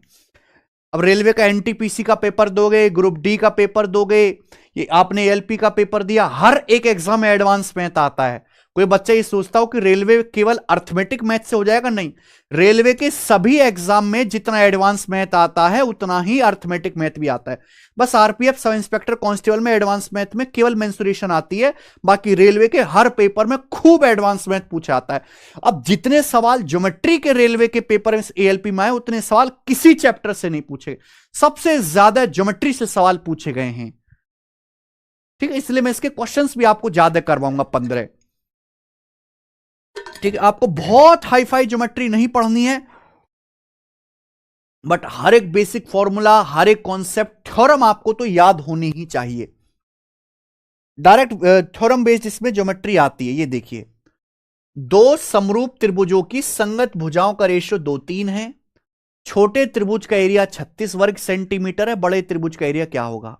देखो भाई, अगर दो सिमिलर ट्राइंगल हैं, दो सिमिलर ट्राइंगल की साइड का रेशियो 2:3 है, तो इन दोनों सिमिलर ट्राइंगल के जो एरिया का रेशियो होगा ना, वो होता है साइड भुजा के रेशियो का स्क्वायर, संगत भुजाओं के रेशियो का स्क्वायर, 4:9। सिमिलर ट्राइंगल के एरिया का रेशियो संगत भुजाओं के रेशियो के वर्ग के बराबर होता है। छोटे त्रिभुज का एरिया मेरे दोस्तों यहां पे 36 स्क्वायर सेंटीमीटर है, 4 की वैल्यू 36, 9 गुना। बड़े स्क्वायर का एरिया, बड़े ट्राइंगल का एरिया 9, 9 का वैल्यू भी 9 गुना 81 आ जाएगा, 81। तो बड़े ट्राइंगल का जो एरिया आएगा वो 81 स्क्वायर सेंटीमीटर होगा। बहुत आसान सवाल, कॉन्सेप्ट पता है तो कोई भी बच्चा कर लेगा, ठीक है। देखो ये जितने भी सवाल हैं, इसमें से कुछ ही हैं जो फ्रेश क्वेश्चन बनाए। अभी भी एडवांस मैथ में 78% कंटेंट प्रीवियसली पूछा गया है एएलपी में। ऐसा ही एनटीपीसी में होना है, ऐसा ही ग्रुप डी में होना है, ऐसा ही रेलवे के आने वाले फ्यूचर के सभी पेपर में होना है। तो जिसने रेलवे के प्रीवियसर लगा डाले, काम हो जाएगा। और केवल मैथ की बात नहीं कर रहा, ये मैं रीजनिंग के लिए भी कह रहा हूं, इवन जीएस के लिए भी कह रहा हूं। तो रेलवे की जो हमारी कंप्लीट प्रैक्टिस बुक है, जो अमेजन फ्लिपकार्ट पे अवेलेबल है, ये इसी पर्पज से बनाएगी कि बच्चे प्रीवियस ईयर के हर एक चैप्टर के अच्छे अच्छे सवाल कर लें। इनमें 4-4 क्वेश्चन डाले गए। अब डेली का 50 सवाल का भी टारगेट मान के चलो तो 2 महीने में आराम से मेरे दोस्तों आप ये किताब कर सकते हो। 2 महीने में आराम से मिल जाएगी ये बुक, ठीक है। इसमें अर्थमेटिक भी है, एडवांस भी है, और सॉल्यूशंस भी दिए हुए हैं भैया हर एक क्वेश्चन के। आप ऑर्डर कर सकते हैं इस किताब को। 19वां, ट्राइंगल PQR के एंगल Q और एंगल R के आंतरिक समद्विभाजक S पर मिलते हैं। यदि एंगल P 75 है तो एंगल QSR क्या होगा? ये डायरेक्ट थ्योरम है। 90 + 75 का आधा, 90 + 37.5, ये आ जाएगा मेरे भाई 127.5 डिग्री, डी ऑप्शन। लेकिन काफी सारे बच्चों को थ्योरम ही नहीं पता, तो भैया उनको थ्योरम बतानी पड़ेगी। जैसे हमारे पास बच्चों ये ट्राइंगल है, ट्राइंगल PQR, ये त्रिभुज है PQR, है ना। अब हमने क्या करा, हमने एंगल Q का समद्विभाजक खींचा। समद्विभाजक मतलब एंगल Q को 2 बराबर हिस्सों में बांट दिया। ये एंगल R का हमने समद्विभाजक खींचा, यहां S पर काटते हैं, S पर। अब ये जो एंगल P है, इसका माप 75 डिग्री का है। M मतलब मेजरमेंट, माप ऑफ एंगल QSR, इस एंगल के बारे में पूछा गया है। जब भी हम किसी भी त्रिभुज के 2 एंगल्स के समद्विभाजक को खींचते हैं, समद्विभाजक खींचते हैं, तो जहां पे मिलेंगे, ये जो कोण बनेगा मेरे भाई, इसकी जो वैल्यू होगी वो होगी 90 डिग्री प्लस 90 डिग्री प्लस जो तीसरा एंगल है 75 डिग्री, इसका आधा, 90 प्लस तीसरे एंगल का आधा। Direct concept. 75 का आधा मेरे प्यारे बच्चों 37.5 डिग्री, 90 + 37.5 127.5 डिग्री का आ गया, डी ऑप्शन। ठीक है, आइए। एक चतुर्भुज JKLM में कोण JKL और M का रेशियो 2, 3, 5, 6 के अनुपात में है, तो चतुर्भुज क्या है? चतुर्भुज JKLM में चारों कोण 2, 3, 5, 6, चारों कोण अलग अलग हैं। अगर किसी चतुर्भुज के चारों कोण अलग अलग हैं तो वो स्क्वायर तो नहीं होगा मेरे भाई, क्योंकि स्क्वायर के चारों कोण 90 डिग्री होने चाहिए, बराबर बराबर। समांतर चतुर्भुज भी नहीं होगा, पैरेललोग्राम मतलब समांतर चतुर्भुज, क्योंकि समांतर चतुर्भुज में इस तरीके से ये होता है समांतर चतुर्भुज, आमने सामने के कोण बराबर होते हैं। ये थीटा है मेरे भाई, तो ये भी आपका थीटा होगा मेरे दोस्तों। ये अल्फा है, ये भी आपका अल्फा होगा। आमने सामने के कोण बराबर होते हैं, जबकि यहां चारों एंगल ही 2 3 5 6 अलग अलग रेशो में। काइट, काइट में भी एक पेयर बराबर होता है, ये भी नहीं है, ये होती है जैसे काइट, ये यहां पे एक पेयर तो कम से कम ये वाला बराबर दिखता है, यहां पे चारों ही अलग अलग है, यानी कि ये होगा ट्रपेजियम, समलंब समलंब चतुर्भुज। ट्रपेजियम मतलब मेरे भाई ऐसे आड़ा टेढ़ा सा, ये होगा बेटा। ये पहले तो मैं ये हटा दूं, ये ट्रपेजियम होगा, ट्रपेजियम समलंब चतुर्भुज इस तरीके से। ये देखो, ये होता है जिसमें ये पैरेलल है, चारों कोण अलग अलग हैं, ये वाला एंगल, ये वाला एंगल, ये वाला एंगल, ये वाला एंगल, कोई भी बराबर नहीं, सब अलग अलग दिख रहे हैं आपको, तो ये ट्रपेजियम होगा मेरे बच्चे। कितना बढ़िया सवाल पूछा है। दो त्रिभुज एबीसी और डीईएफ में ए बी ई एफ के बराबर है, बीसी डीएफ के बराबर है, सी ए डी के बराबर है, तो क्या सही है? देखो, अगर किन्हीं त्रिभुजों में अलग अलग त्रिभुज हैं A B C D F, लेकिन इनकी तीनों भुजाएं बराबर हो गई तो होंगे सर्वांग सम त्रिभुज। सारे अंग समान, इनकी भुजाएं बराबर, कोण बराबर, एरिया सब कुछ बराबर है। अब ए बी किसके बराबर है? ई एफ के। तो देखिए, ए बी की जगह ई एफ आना चाहिए, डी ई है, गलत बात। ए बी की जगह मेरे भाई, ए बी की जगह डी एफ आ रहा है, जबकि ए बी की जगह ई एफ आना चाहिए, गलत बात। ए बी है, ए बी की जगह एफ डी आ रहा है, गलत बात। ये देखिए, ए बी है, ए बी की जगह यहां ई एफ आ रहा है, ई एफ। ए बी और ई एफ बराबर है, तो ए बी की जगह ई एफ ही लिखा होना चाहिए, यानी कि ये बिल्कुल सही है, डी ऑप्शन। तो भैया ऐसे सवाल को हम हमेशा ऑप्शन से, विकल्प से बनाएंगे मेरे बच्चों, ठीक है। आइए, 6 सेंटीमीटर त्रिज्या वाले अर्धवृत्त में अंकित किए जा सकने वाले सबसे बड़े त्रिभुज का एरिया क्या है? एक सेमी सर्कल है जिसकी रेडियस 6 सेंटीमीटर है। इसमें सबसे बड़े क्षेत्रफल का, सबसे बड़े साइज का जो ट्रायंगल बनेगा, उस ट्रायंगल का एरिया क्या होगा? तो ट्रायंगल का एरिया आएगा डायरेक्ट 6 का स्क्वायर 36, डायरेक्ट। नहीं समझे? मैं आपको बताता हूं। जैसे ये सेमी सर्कल है मेरे भाई, अर्धवृत्त, कॉन्सेप्ट है, कॉन्सेप्ट सेमी सर्कल है। अब इस सेमी सर्कल का रेडियस 6 सेंटीमीटर है, ये इसका व्यास हो गया ए बी, और ये मेरे दोस्तों इसका सेंटर हो गया। ये 6 सेंटीमीटर है, ये भी 6 सेंटीमीटर हो गया। बात सही है? आप बोलोगे हाँ सर, इसका केंद्र मान लेते हैं, ये 6 है, ये 6 है। अब इसमें जो सबसे बड़े साइज का त्रिभुज बनेगा उसके एरिया सबसे, देखो त्रिभुज का एरिया क्या होता है? 1/2 बेस गुणा हाइट, 1/2 आधार गुणा ऊंचाई। सबसे बड़ा आधार तो यही हो जाएगा व्यास। सबसे बड़ी ऊंचाई क्या हो सकती है? सबसे बड़ी ऊंचाई ये हो सकती है मेरे भाई, ये। इससे बड़ी आप ऊंचाई नहीं बना सकते त्रिभुज की, इसमें 90 डिग्री, जो खुद रेडियस के बराबर होगी 6। और ये जो होगा मेरे भाई, ये हो जाएगा वो त्रिभुज जिसकी आपको तलाश है, सबसे बड़े एरिया का। कोई मुझे इसमें इससे बड़ा कोई त्रिभुज सेट करके जो है बता सकता है बच्चा, तो दिखाए। ये आएगा, होगा कि नहीं? सबसे बड़ा त्रिभुज इसके अंदर यही बन सकता है। जब सबसे बड़ा त्रिभुज यही बनेगा मेरे भाई, तो इसका एरिया क्या आएगा? 1/2, ये आधार 12 हो जाएगा, और हाइट मेरे प्यारे भाई ये रेडियस ही हो जाएगी। ये रेडियस सेंटर से ये परी तक की दूरी, इससे बड़ी हाइट बन ही नहीं सकती, 6। तो 12×72 36 आ जाएगा। क्लियर है? ये बिल्कुल मैंने आपको करके बताया, लेकिन पेपर में इतना नहीं करना है। पेपर में बच्चों डायरेक्ट शॉर्टकट है। अगर 6 सेंटीमीटर त्रिज्या वाला एक अर्धवृत्त है, इसके अंदर सबसे बड़े साइज का जो ट्रायंगल बनेगा, उसे ट्रायंगल का एरिया होगा डायरेक्ट रेडियस 6 है, 6 का स्क्वायर कर दीजिए, सीधा शॉर्टकट है। बैच में पढ़ाते हैं हम ये। 23वां, रोम्बस का समचतुर्भुज का परिमाप ज्ञात करो जिसके विकर्ण की लंबाई 6 और 8 है। समचतुर्भुज का परिमाप, हालांकि वैसे तो चित्र की कोई जरूरत नहीं है, पर मैं आपको दिखा दूं। समचतुर्भुज ये होता है मेरे भाई, दिस इज कॉल्ड समचतुर्भुज, यानी कि जिसकी चारों भुजाएं बराबर हों। चारों भुजाएं बराबर हो और आमने सामने की भुजाएं समांतर हो। इसके विकर्ण की लंबाई 6 और 8 है, तो जैसे इसका एक विकर्ण ये हो गया, एक विकर्ण ये हो गया। समचतुर्भुज की सबसे बढ़िया खास बात यह होती है कि इसके दोनों विकर्ण एक दूसरे को यहां 90 डिग्री के कोण पर काटते हैं। अगर एक विकर्ण की लंबाई 6 और 8 है तो जैसे 6 तो बाइसेक्ट करेंगे आधा आधा, 3 3 हो जाएगा। दूसरी की लंबाई 8 है तो आधा आधा हो जाएगा, 4 4। आप जानते हैं 90 डिग्री है, 3 है 4 है, तो 90 के सामने 5, यानी कि ये भुजा 5 आ जाएगी। ये 5 आ गया। अगर भुजा 5 आ गई तो चारों भुजाओं की लंबाई 20 आ जाएगी, 5 चौक 20। एक भुजा की लंबाई 5 आएगी, चारों भुजाओं की लंबाई 20 सेंटीमीटर पेरीमीटर।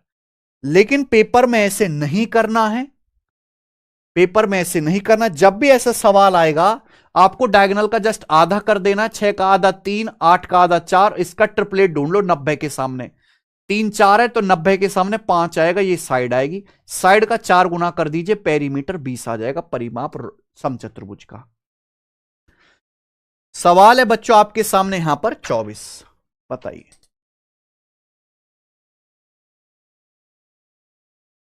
चित्र दे रखा, निकटवर्ती चित्र, बढ़िया चित्र है भैया। एल रेखा एम के समांतर है, x प्लस 2y। यहां ना हमारे टाइपिस्ट ने एल और एम बनाए नहीं, ये जो दो लाइन बनाई है ना इनको नाम दे दो एल और एम। ये दोनों लाइन एक दूसरे के समांतर यानी कि पैरेलल हैं। x प्लस 2y यानी कि आपको x भी निकालना है 2y भी निकालना है, आपको पता होना चाहिए। अगर हम दो लाइन एक दूसरे के समांतर खींचते हैं तो पहली बात तो ये दोनों कोण, ये वाला एंगल थीटा, ये थीटा बराबर होता है अल्टरनेट एंगल, और ये थीटा और ये थीटा ये बराबर होता है संगत कोण, एक जैसी पोजीशन पे। ठीक है, अब यहां पर मेरे दोस्तों ये बताओ, ये 60 डिग्री है, ये 60 डिग्री है मेरे भाई, तो ये भी तो 60 डिग्री आ जाएगा। संगत कोण ये 60 डिग्री है तो ये भी 60 डिग्री आ जाएगा। ये सीधी रेखा है तो ये कितना बचेगा, 120 डिग्री बचेगा, 120 डिग्री। y का मान x निकालना है। अब आप बताओ मेरे भाई, जब अभी हम कोई दो समांतर रेखाएं खींचते हैं, जब भी हम दो समांतर रेखाएं खींचते हैं, ठीक है ध्यान सुनना, अगर हम दो पैरेलल लाइन खींचते हैं, पैरेलल लाइन, ये पैरेलल लाइन मैंने खींची, तो एक ही तरफ के कोण ले लीजिए। मैंने ये वाला कोण लिया और मैंने ये वाला कोण लिया, इन दोनों कोणों को जोड़ के, इन दोनों कोणों का जोड़ के 180 डिग्री आएगा, इन दोनों कोणों जोड़ के 180 आएगा। अब यहां पे देखो ये दोनों लाइन समांतर है, त्रियक रेखा है, ये x है 105 डिग्री, इनको जोड़ के 75 आएगा, 105 है तो ये 75 होना चाहिए, x 75 डिग्री। बस हो गया सॉल्व। x 75 रखो, y 120 रखो, 120 दूनी 240, 240 प्लस 75 यानी कि 315 डिग्री सवाल का आंसर था, डी कुछ भी नहीं था। ये सारे कॉन्सेप्ट आपको कॉन्सेप्ट किंग वाली किताब में मिलेंगे, सारे कॉन्सेप्ट, ठीक है, क्लास में टीचर भी पढ़ाते हैं और इस किताब में भी लिखे हुए हैं। आओ, दो कोण पूरक हैं, पूरक कोण कॉम्प्लीमेंट्री कोण जानते, जिनका आपस में सम 90 डिग्री हो। बड़ा कोण छोटे कोण के माप के 5 गुने से 6 डिग्री कम है। बड़े कोण का माप क्या है, बहुत बढ़िया। दो कोण पूरक है, पूरक का मतलब उनका जोड़ 90 डिग्री है। सवाल में बोला गया कि बड़ा जो कोण है वो छोटे कोण के माप के 5 गुने से 6 डिग्री कम है। जैसे मैंने मान लिया कि माना छोटा कोण थीटा है, थीटा, तो सवाल ये कह रहा है चीख चीख के कि बड़ा जो कोण है वो छोटे कोण के 5 गुने से, थीटा का 5 गुना सा 6 डिग्री कम है, ये आएगा बड़ा कोण। बड़ा जो कोण है वो थीटा के 5 गुने से 6 डिग्री कम है, ये बड़ा कोण है, और इन दोनों को जोड़ के आना चाहिए 90। तो 5 theta plus theta 6 theta, 6 theta minus 6 degree बराबर 90, 90 जमा 6 96, तो 96 बटा 6 16, तो थीटा का मान आ जाएगा 16, 16 चिकम 96। बड़ा कोण पूछे यहां रखेंगे, 16 पंजे 80, 80 में से 6 घटाएंगे 74 डिग्री, तो बड़ा कोण 74 डिग्री हो जाएगा। सी ऑप्शन बिल्कुल ठीक है, सी ऑप्शन। मजा आ रहा है ज्योमेट्री के सवाल करने में। आरआरबी एएलपी का एक और सवाल, सवाल नंबर 26। आधे से ज्यादा क्वेश्चंस कर लिए हैं मेरे भाई, ओके। अब हम खाएंगे गुड़ की गज्जक, तुम भी खाओ भाई गुड़ की गज्जक, बढ़िया खानी चाहिए, ठंड में मजेदार रहती है। हाँ,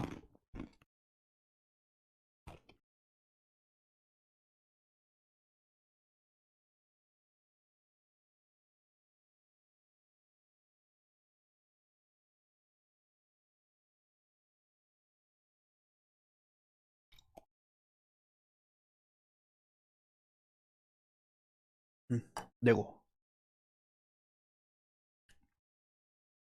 जब दो समांतर रेखाएं एक त्रियक रेखा द्वारा काटी जाती हैं, ये समझिए कि ये दो समांतर रेखाएं हैं, गोरी गोरी रेखा,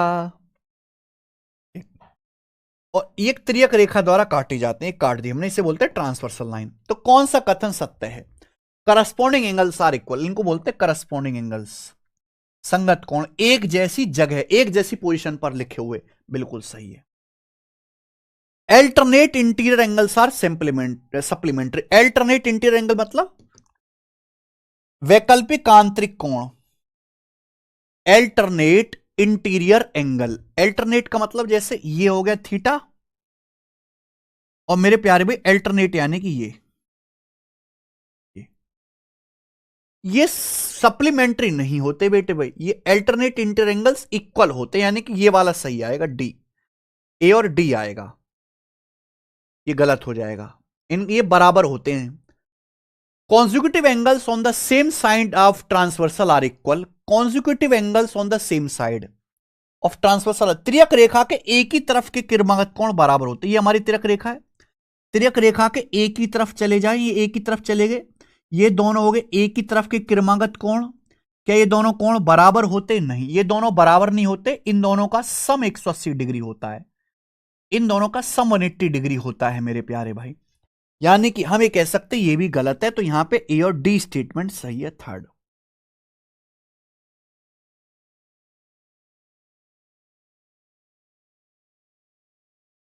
ठीक है जी, तो ये आसान सवाल था, कंप्लीट थ्योरेटिकल क्वेश्चन था।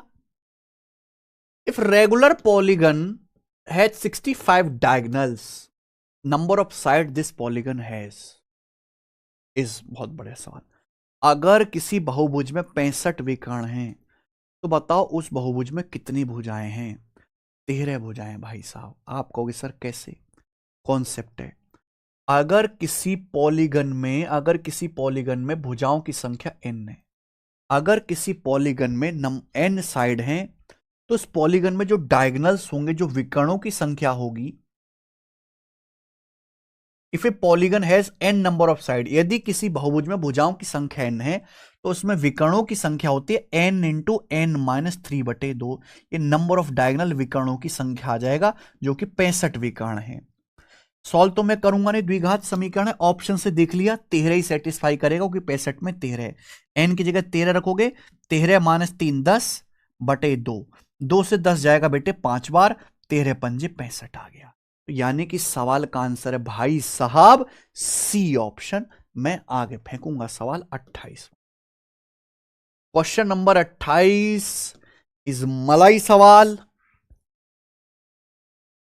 एक रेगुलर पॉलीगन में 35 विकर्ण हैं, इसके आंतरिक कोणों का योग कितना है? Sum of interior angle, interior angle का सम निकालने का तरीका है, अगर किसी पॉलीगन में, किसी बहुभुज में n भुजाएं, तो इसके सभी आंतरिक कोणों का योगफल का फॉर्मूला है n-2 गुणा 180 डिग्री, ये फॉर्मूला है। अब यहां बहुभुज में 35 विकर्ण है, 35 विकर्ण है, यानी कि भुजाओं की संख्या अगर n है, तो n इंटू n माइनस 3/2 बराबर 35, तो बताइए क्या आएगा यहां से n की वैल्यू? 8 नहीं होगी मेरे भाई, 9 नहीं आएगी, 10 आ जाएगा, n का मान आ गया 10। अगर n की जगह 10 रखूंगा, तो 10 गुणा 10 माइनस 3 7/2, 70/2 35, ये हिट एंड ट्रायल अंदाजे से करा, 8 9 10 छोटी छोटी वैल्यू रख के देखा, 10 पे 35 आ रहे हैं, यानी कि पॉलीगन में n भुजाएं डेकागन है, तो उसके सभी आंतरिक कोणों का योग क्या आएगा? 10 माइनस 2 8 गुणा 180, तो 18 8 144, यानी कि 1440 डिग्री आ जाएगा, आंसर बी ऑप्शन। तो डायरेक्ट फॉर्मूला बेस्ड सवाल है, कोई क्रिएटिविटी इनमें नहीं है। अगर दो समरूप त्रिभुज है A B C D E F, उनके परिमाप 75 40 हैं, बीसी की लंबाई 15 है, ई एफ की लंबाई क्या है? देखो, दो समरूप त्रिभुजों की संगत भुजाओं का संगत लंबाई का अनुपात बराबर होता है, चाहे उनकी संगत भुजाएं हो, परिमाप हो, आंतरिक त्रिज्या हो, बाहरी त्रिज्या हो, सभी का अनुपात बराबर होता है। और एरिया का रेशियो संगत भुजाओं के रेशियो का वर्ग होता है, लंबाई का रेशियो सेम होता है। अब जैसे दो समरूप त्रिभुज हैं A B C D F, तो बीसी के संगत भुजा ई एफ है, बीसी दे के ही ई एफ पूछा है, हो जाएगा।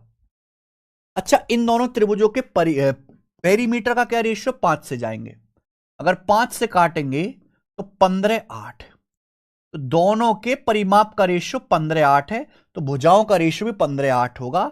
तो अगर इसकी वैल्यू 15 सेंटीमीटर है बीसी की, तो भाई ईएफ की वैल्यू भी 15 के लिए 15 8 के लिए 8 सेंटीमीटर हो जाएगी।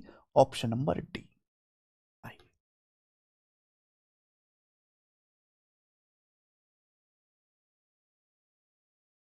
एक चतुर्भुज पी क्यू आर एस में यदि कोण क्यू और एस के मापों का योग 150 डिग्री है, पी और आर का माप 4 3 के अनुपात में है, तो आर का माप क्या होगा? देखो भाई साहब, सवाल में बोला है कि एक चतुर्भुज में कोण पी और कोण आर 4 3 के रेशियो में है, 4 3 के रेशियो में, ठीक है।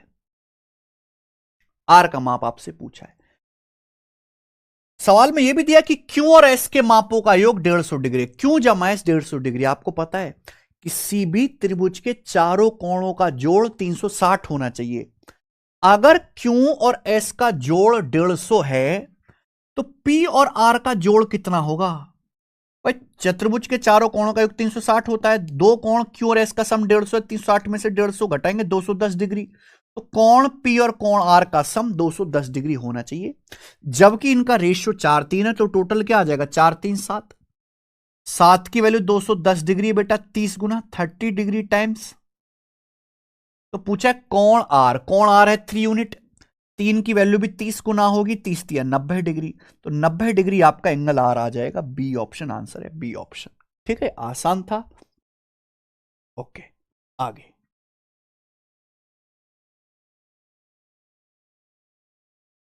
एक त्रिभुज की भुजाएं 5 7 और 10 सेंटीमीटर है, त्रिभुज का एरिया बताएं। सवाल आ गया भाई, भुजाएं दे रखी, एरिया पूछा है, तीनों भुजाएं, अगर त्रिभुज की तीनों भुजाएं दे रखे तो एरिया कैसे निकालते हैं? हीरोन्स फॉर्मूला से। हीरोन्स फॉर्मूला में चाहिए सेमी पेरीमीटर, अर्ध परिमाप। सेमी पेरीमीटर होता है तीनों भुजाओं को जोड़ के आधा कर दीजिए, 5 + 7 12 10 22 बटे 2 11, 5 7 12 10 22 बटे 2 11 11 आ गया। वैसे 11 की शक्ल देख के मुझे ए ऑप्शन दिख रहा है, किसको दिखेगा आंसर? ये ए। हीरोन्स फॉर्मूला नहीं जानते तो हीरोन्स फॉर्मूला होता है मेरे भाई ये √s, s - a, s - b, s - c। अगर किसी त्रिभुज की तीनों भुजाएं दी हैं तो उसका एरिया निकालने के लिए फॉर्मूला लगाएंगे हीरोन्स फॉर्मूला। एबीसी क्या है? एबीसी त्रिभुज की भुजाएं कहलाती हैं। एस क्या है? अर्ध परिमाप, जो तीनों भुजाओं को जोड़ के आधा करने से आएगा। केवल बच्चों यहां पर आपको वैल्यू रखनी है और कुछ नहीं करना। सेमी पेरीमीटर चूंकि 11 है, अब 11 - 5, 11 में से 5 घटा दीजिए भाई 6 आएगा, 11 में 7 घटा दीजिए, मजा आ रहा है 4 आएगा, 11 में से 10 घटा दीजिए 1 आएगा। अब अंडर रूट लेना है, ये 4 4 का अंडर रूट आसानी से आ जाएगा 2, बाकी ये हो गया 11 चिंग 66, 66 का अंडर रूट आएगा नहीं, 2√66 सेंटीमीटर स्क्वायर ये एरिया आ जाएगा, है ना। पर मैं इतना करता नहीं भाई, मैं तो यही देखता 11 की शकल वाला जरूर आएगा कि एंड अंडर रूट के अंदर 11 जरूर होगा, वो एक ही ऑप्शन में है। यदि दो समांतर रेखाओं को प्रतिच्छेद करने वाली एक त्रियक रेखा के एक ही तरफ के दो आंतरिक कोणों का अनुपात 2 3 है, तो दोनों कोणों में से बड़ा कोण कौन सा है? तो बड़ा कोण आ जाएगा मेरे भाई 108 डिग्री। नहीं समझे क्या? यदि दो समांतर रेखाओं, जैसे दो समांतर रेखाएं, ये उनको प्रतिच्छेद करने वाली लाइन होगी, जिसे हम त्रियक रेखा भी कहते हैं। अब एक ही तरफ के दो आंतरिक कोण ही हो गए, एक ही तरफ के दो आंतरिक कोण, इनका रेशियो 2 3 दे रखा है, इनका रेशियो 2 3 दे रखा है। आपको पता होना चाहिए कि समांतर रेखाओं को प्रतिच्छेद करने वाली लाइन के एक ही तरफ के जो दो कोण होते हैं, इनका जोड़ 180 होता है। 2 और 3 को जोड़ोगे 5 आएगा, 5 की वैल्यू 180 डिग्री होगी। जो कि 36 गुना 36 पंजे 180। तो बड़ा कोण है 3, 3 की वैल्यू में मेरे दोस्तों 36 गुना 108 डिग्री, ये ऊपर वाला बड़ा बनाना चाहिए था वैसे, चलो कोई बात नहीं, 108 डिग्री आ जाएगा, ए ऑप्शन। ठीक है जी, बात खत्म। ये सवाल में कुछ भी नहीं था, बहुत इजीली हमने कर लिया। आगे अब हम मेंसुरेशन के 10 क्वेश्चन सॉल्व करेंगे मेरे भाई। इसमें मेंसुरेशन 2D के भी क्वेश्चंस हैं और 3D के भी सवाल हैं। ठीक है, चलो सवाल नंबर 33 आरआरबी एएलपी 2024 का बनाइए मेरे भाई, जोश के साथ सवाल सॉल्व करने हैं। ये वो क्वेश्चन है जो दोबारा से 100% रिपीट होंगे, केवल एएलपी के पेपर में नहीं, रेलवे के किसी भी पेपर में। एक ट्रायंगल के आधार की लंबाई एक वर्ग की परिधि के बराबर है जिसका विकर्ण 7√2 सेंटीमीटर है। त्रिभुज की संबंधित ऊंचाई वर्ग की एक भुजा की लंबाई के बराबर है जिसका एरिया 169 है। ट्रायंगल का एरिया बताओ। बच्चों, किसी भी ट्रायंगल का जो एरिया होता है वो होता है 1/2 आधार गुणा ऊंचाई। सवाल में यह बोला गया कि ट्रायंगल का आधार जो है एक ऐसे स्क्वायर की परिधि के बराबर है जिसका डायगोनल 7√2 है। भाई अगर किसी स्क्वायर की साइड ए है तो उसका डायगोनल होता है a√2। अगर यहां डायगोनल 7√2 है तो इसका मतलब स्क्वायर की जो साइड है वो 7 होगी, तो स्क्वायर का परिमाप क्या होगा, 4 गुना। वर्ग का परिमाप होता है भुजा का 4 गुना, यानी कि 28। तो यानी कि यहां पे ट्राइंगल का जो आधार है वो 28 है। बोला इसी ट्राइंगल की जो ऊंचाई है, इस आधार पर जो ट्राइंगल की करस्पॉन्डिंग हाइट है वो उस वर्ग की भुजा की लंबाई के बराबर है जिसका एरिया 169 है। अगर किसी स्क्वायर का एरिया 169 है, 169 होता है 13 का वर्ग। अब सभी लोग जानते हैं स्क्वायर का एरिया मतलब भुजा का वर्ग। अगर यहां पे किसी स्क्वायर का एरिया 169 है तो उस स्क्वायर की साइड होगी बच्चों 13, यानी कि ट्राइंगल की जो हाइट है वो 13 होगी 13। एरिया आ जाएगा त्रिभुज का 1/2 आधार गुणा ऊंचाई। तो यहां पे मेरे बच्चों क्या किया गया, केवल जबरदस्ती का लैंग्वेज को जो है हथियार बनाया गया है। 2 से 28 आप काट ही लोगे मेरे भाई 14 बार, तो 14 गुणा 13 कितना आएगा 182, 140 और 42, 182 सेंटीमीटर स्क्वायर आंसर होना चाहिए। और ये मेरे भाई बी ऑप्शन करेक्ट हो जाए। ठीक है, तो देखिए आसान सवाल था 2D मेंसुरेशन का, आपको फॉर्मूला याद होना चाहिए भाई जल्दी से। सवाल नंबर है आपके सामने 34। 10 सेंटीमीटर त्रिज्या की एक गेंद ली जाती है और केंद्र में A cylindrical hole of radius 1 centimetre is drilled through the center। Centre से 1 सेंटीमीटर त्रिज्या का एक बेलनाकार छेद ड्रिल किया जाता है। Which of the options listed below is the closest in the value to the total surface area of hollowed out ball to the surface area of original ball। इन विकल्पों में से कौन सा विकल्प खोखली हुई गेंद के कुल सरफेस एरिया और ओरिजिनल बॉल के सरफेस एरिया के अनुपात के मान के सबसे करीब है। बहुत बढ़िया भाई, ये सवाल शानदार है यार, अच्छा लग रहा है ये। ऐसा सवाल तो अभी तक एसएससी में भी नहीं आया है, मैंने नहीं देखा अभी तक एसएससी में ऐसा सवाल आया हो। अब इस सवाल को करने के लिए आपको लगाना पड़ेगा थोड़ा सा दिमाग। आप ये समझिए कि इस तरीके से ये एक, आप ऐसे समझिए कि इस तरीके से सर्कुलर बॉल है। आप ऐसे समझो कि ये फुटबॉल है मेरे भाई, फुटबॉल, ठीक है ना, फुटबॉल है मेरे दोस्तों, ये जैसे फुटबॉल इस तरीके से, क्लियर है। अब ये जो है इसका सेंटर है, ये जो है इसका सेंटर है मेरे प्यारे भी, ठीक है। अब यहां क्या करते हैं, इसकी रेडियस 10 सेंटीमीटर है, इसकी रेडियस 10 सेंटीमीटर है। अब 1 सेंटीमीटर रेडियस का एक बेलनाकार छेद करते हैं, यानी कि यहां पे आप ऐसे समझिए कि आपने सेंटर से ऐसे एक छेद कर दिया, छेद कर दिया मेरे भाई, ये ऐसे ऐसे, ये 1 सेंटीमीटर रेडियस वाला आपने एक छेद करके इस तरीके से एक सिलेंडर बना दिया। इसकी जो यहां पर रेडियस है 1 सेंटीमीटर है, 1। तो आपसे बोला है खोखली गेंद के सरफेस से, खोखली गेंद के है भी जो होलोड आउट बॉल है, होलोड मतलब खोखली गेंद हो जाएगी ना, बीच में 1 सेंटीमीटर रेडियस का सिलेंडर बना दिया आपने पूरा।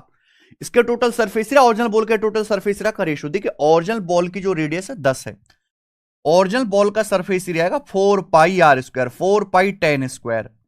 अब आप मुझे बताओ ये जो खोखली बॉल है इसका सरफेस एरिया क्या आएगा। सबसे पहले तो आप ये समझो कि पूरी जो ओरिजिनल बॉल है इसका सरफेस एरिया 4πr², 4πr², ठीक है। एक बार बताओ कि जैसे एक बॉल है, बॉल में मैं यहां पे ये ड्रिल कर देता हूं, ड्रिल मैंने ड्रिल से आंख बंद करके देखो, बॉल से मैंने मशीन से ड्रिल कर दिया बॉल में, तो ये जब ड्रिल हो गया तो ये सरफेस में अंदर उंगली डाल के टच कर सकता हूं, ये सरफेस में अंदर उंगली डाल के टच, भाई ये पहले से तो था नहीं। टोटल सरफेस एरिया का मतलब किसी फिगर में जितने भी पृष्ठ हैं, जितने भी सरफेस हैं, सभी के एरिया को ऐड कर दो। तो पूरी बॉल का सरफेस एरिया 4π10 स्क्वायर। जब मैंने ड्रिल किया तो मैं अंदर उंगली डाल के जो सिलेंडर मैंने बनाया, सिलेंडर का ये कर्व सरफेस एरिया टच कर सकता हूं। आप बताओ, अगर यहां पे ये रेडियस 10 है, ये रेडियस 10 है अगर इसकी स्फीयर की, तो डायमीटर लगभग 20 आ जाएगा, 20। ये कितना आ जाएगा? 20 आ जाएगा, 10 दूनी 20 आ जाएगा, यानी कि सिलेंडर की हाइट आ जाएगी 20। तो मेरे भाई सिलेंडर का curve surface area 2πRH, radius 1 है और हाइट यहां पे 10 है, 2πRH। ये मुझे ऐड करना पड़ेगा। क्लियर है? आप बोलोगे हाँ सर, लेकिन आप एक चीज मिस कर गए कि जैसे मेरे पास बॉल है, मैं उसको ड्रिल करता हूं, एक लोहे की मशीन से ड्रिल करता हूं, तो जब मैं ड्रिल करूंगा तो ये हिस्सा खोखला नहीं हो जाएगा। ये जो यहां से नीचे जो 2 सर्कल हैं, ये खाली नहीं हो जाएंगे, ये 2 सर्कल खाली नहीं हो जाएंगे मेरे भाई। उंगली डाल के आप अंदर टच कर सकते हो, लेकिन ये 2 सर्कल खाली नहीं हो जाएंगे, ये एरिया डिलीट नहीं हो गया। तो हमें 2 सर्कल का एरिया घटाना पड़ेगा मेरे भाई, क्योंकि ये खाली हो गए, पहले तो थे पर अब नहीं है। तो एक सर्कल के एरिया πr², 2 सर्कल के एरिया 2π1²। और ये मेरे दोस्तों एक्चुअल में थोड़ा सा एरर है इस कैलकुलेशन में, क्योंकि ये जो सिलेंडर बनेगा यहां पे थोड़ा कर्व है, ये कर्व कर्व है मेरे प्यार में, जबकि हम इसको सर्कल मान रहे हैं। ठीक है, पर आंसर भी क्लोजेस्ट में पूछा है तो हम यही लेके चलेंगे मेरे भाई। अब बताओ क्या आ जाएगा? पाई तो काट ही लेते हैं, पाई तो काट ही लेते हैं, हो जाएगा 400। ये रेडियस यहां 20 आ जाएगा मेरे भाई, ये 20 आएगा ना, 2π1 गुणा 20, 20 आ जाएगा। ठीक है ना? यहां पे सिलेंडर की हाइट 20 हो जाएगी, डायमीटर के बराबर, स्फीयर के डायमीटर के बराबर। तो पाई तो काट लेते हैं, तो 440, 20 दूनी 40 और -2, यह आ जाएगा 438, और नीचे आ जाएगा 4 गुणा 100, 400 ही आएगा भैया रेशियो। ये रेशियो आएगा मेरे बच्चों, ये जाएगा 2 से, मुझे पहला ही ऑप्शन दिख रहा है 219 रेशियो 200, ए ऑप्शन करेक्ट है। अच्छे लेवल का सवाल है मेरे भाई एएलपी के पेपर में। ये बताइए, पानी एक टैंक में 20 किलोमीटर पर आवर की स्पीड से बहता है। टैंक के आधार का आयाम 200 मीटर गुणा 150 मीटर दिया गया है। एक आयताकार पाइप के माध्यम से पानी आ रहा है जिसका आयाम, जिसका क्रॉस सेक्शन एरिया जो है हैविंग डायमेंशन 1.5 इंटू 1.25 मीटर दिया गया है। कितने समय में, समय बताना है मिनटों में, पानी 2 मीटर बढ़ जाएगा। देखिए हमारे पास एक पानी का टैंक है, उसमें हमें पानी भरना है, तो पानी का वॉल्यूम क्या होगा? L गुणा B गुणा H। जो टैंक है, टैंक के आधार का आयाम यानी कि आधार की लंबाई चौड़ाई 200 मीटर गुणा 150 मीटर है, और हमें पानी जो है 2 मीटर ऊंचाई तक भरना है। तो कितना पानी भरना होगा? पानी का वॉल्यूम L गुणा B गुणा H, 200 मीटर गुणा 150 मीटर गुणा 2 मीटर, इतना पानी हमें भरना है। अब ये पानी भरेगा कौन मेरे प्यारे भाई? ये पानी भरेगा एक पाइप, ये पाइप होता है मेरे भाई इस तरीके से, और ये रेक्टेंगुलर पाइप है, ये वाले पाइप से पानी भरा जाना है, इसमें से यहां से पानी निकलता है मेरे भाई, पानी। क्लियर है? आप बोलोगे हाँ सर। कितने समय में भर जाएगा? कितने समय में भर जाएगा? मैंने मान लिया कि भैया ये T घंटे में भर जाएगा, T घंटे में। तो मेरे भाई एक बात बताना, अगर कोई रेक्टेंगुलर पाइप है तो उसका वॉल्यूम क्या होता है? देखो वॉल्यूम होता है एरिया ऑफ बेस, आधार का क्षेत्रफल गुणा ऊंचाई। किसी भी क्यूबॉइड, ये पाइप एक क्यूबॉइड तो बन गया, इसका आयतन क्या होगा? एरिया ऑफ बेस गुणा हाइट। ये जो पाइप है इसका डायमेंशन दे रखा है 1.5 गुणा 1.25, इसका मतलब ये जो पाइप का मुंह है, ये जो पाइप का मुंह है, इसकी लंबाई चौड़ाई दे रखी है, ये 1.5 मीटर लंबा और 1.25 मीटर चौड़ा। पानी इससे निकल रहा है 20 किलोमीटर पर आवर की स्पीड से, इसका मतलब कि 1 घंटे में 20 किलोमीटर पाइप के बराबर का पानी बाहर निकलता है। सवाल में बोला है कि पाइप में जो पानी है 20 किलोमीटर पर आवर की स्पीड से बह रहा है, इसका मतलब यह हुआ कि 1 घंटे में 20 किलोमीटर पानी, 20 किलोमीटर लंबा पाइप ले लीजिए आप, तो 20 किलोमीटर लंबा पाइप ले लीजिए, तो 1 घंटे में 20 किलोमीटर लंबाई के बराबर का पानी बाहर निकलता है इस पाइप से। तो आप मुझे बताओ 1 घंटे में पाइप से कितना पानी बाहर निकलेगा। लंबाई है 1.5 इंटू चौड़ाई कितनी है 1.25। देखो 1.25 को मैं लिख लेता हूं 5/4 ऐसे लिख लेते हैं, लंबाई गुणा चौड़ाई गुणा हाइट। अब आप मुझे एक बात बताइए मेरे भाई, यहां पे 20 किलो या 1.25 ही रहने दो, क्या प्रॉब्लम है, 1.25 ही आप रहने दीजिए। अब जब कुछ सब कुछ मीटर में दिया है तो किलोमीटर को भी मीटर में लिखो। 1 घंटे में कितना पानी निकलेगा 20 किलोमीटर। 20 किलोमीटर का मतलब 20,000 मीटर, 20,000 मीटर। ये 1 घंटे में पाइप से पानी बाहर निकलेगा। मैंने ये निकाला है कि ये पाइप टी घंटे में भर देगा, तो टी घंटे में कितना पानी पाइप से निकलेगा मल्टीप्लाई बाई टी, और ये टंकी को टैंक को भर देगा, ये बराबर होना चाहिए, दिस शुड बी इक्वल। ठीक है बच्चों, 1 किलोमीटर में 1000 मीटर होते तो 20 किलोमीटर में 20,000 मीटर ही आएगा। 3 जीरो से 3 डेसिमल कट जाएंगे मेरे भाई, और एक जो है मेरे भाई यहां पे ये 20 से ये आपका 200 कट जाएगा 10 बार, ये 15 से भी आपका 150 कट जाएगा 10 बार।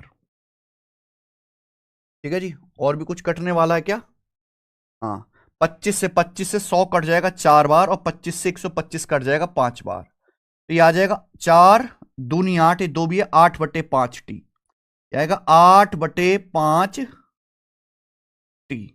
ये आया आवर में, ये आंसर किस में आया, आवर में आया। लेकिन आपसे मिनट में पूछा है, तो अगर घंटे को मिनट में बदलना है तो 60 मिनट से मल्टीप्लाई करनी पड़ेगी।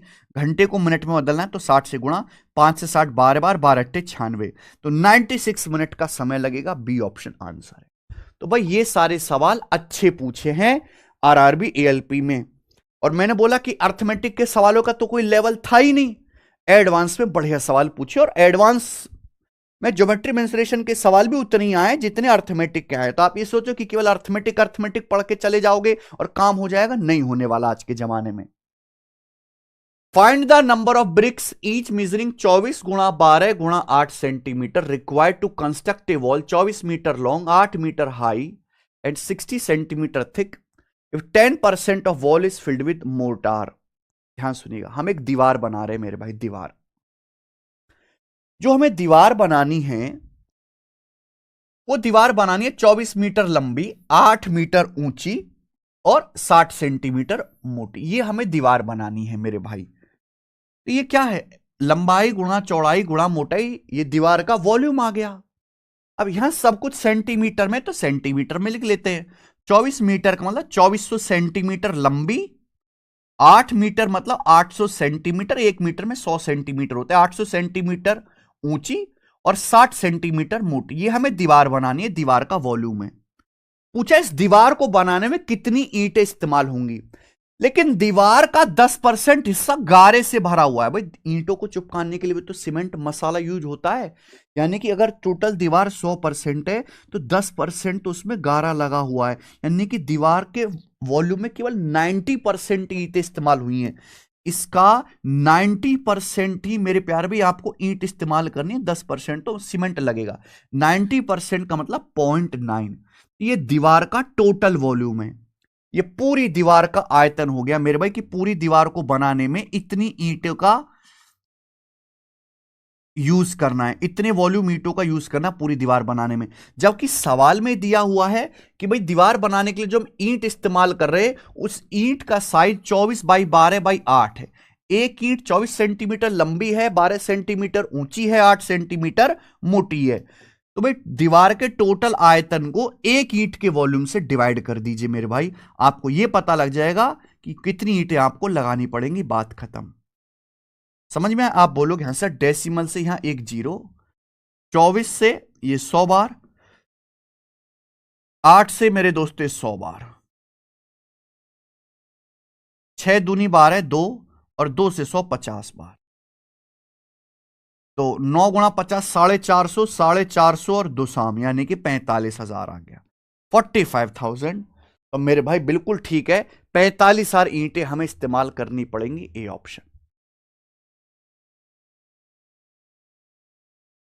अच्छा सवाल है, हमें लगता है करके मजा आया होगा। आगे चलिए, सवाल नंबर है स्टूडेंट आपके सामने यहां पर 37। कौन करेगा बच्चों?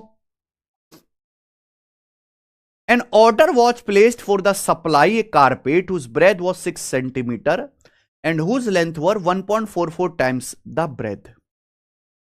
देखो, हमें अपने घर में ना कारपेट बिछाना है, तो मैं कारपेट के लिए ऑर्डर दिया। कारपेट की जो चौड़ाई थी 6 मीटर थी, और कारपेट की जो लंबाई थी वो चौड़ाई से 1.44 गुना थी। कारपेट की लंबाई चौड़ाई से 1.44 गुना थी। उस कालीन की कीमत क्या होगी जिसकी लंबाई और चौड़ाई पहले कालीन से 40% और 25% अधिक है? एक कालीन की कीमत 45 रुपए पर स्क्वायर मीटर है, यानी कि एक कालीन बनाने में मेरे भाई 1 स्क्वायर मीटर का खर्चा 45 रुपए आता है। देखिए, सवाल बहुत आसान है। आप पहले जो कालीन, जो कारपेट ऑर्डर कर रहे हो, उसका एरिया निकालो। एरिया निकालने के बाद 1 स्क्वायर मीटर का खर्चा 45 रुपए, तो 45 से गुणा कर दो। 45 से गुणा कर देंगे तो जो भी आंसर आएगा 9 का मल्टीपल आएगा। आप ऑप्शन भी देख सकते हैं, 9 से कटने वाला 4 2 6 6 12, ये मल्टीपल नहीं है कि 45 से गुणा करना होगा कालीन का कॉस्ट निकालने के लिए। 45 में 9 आता है अभी, 6 3 9, 4 2 6, ये भी नहीं है। 4 2 6 8, 14 4 18, ये हो सकता है।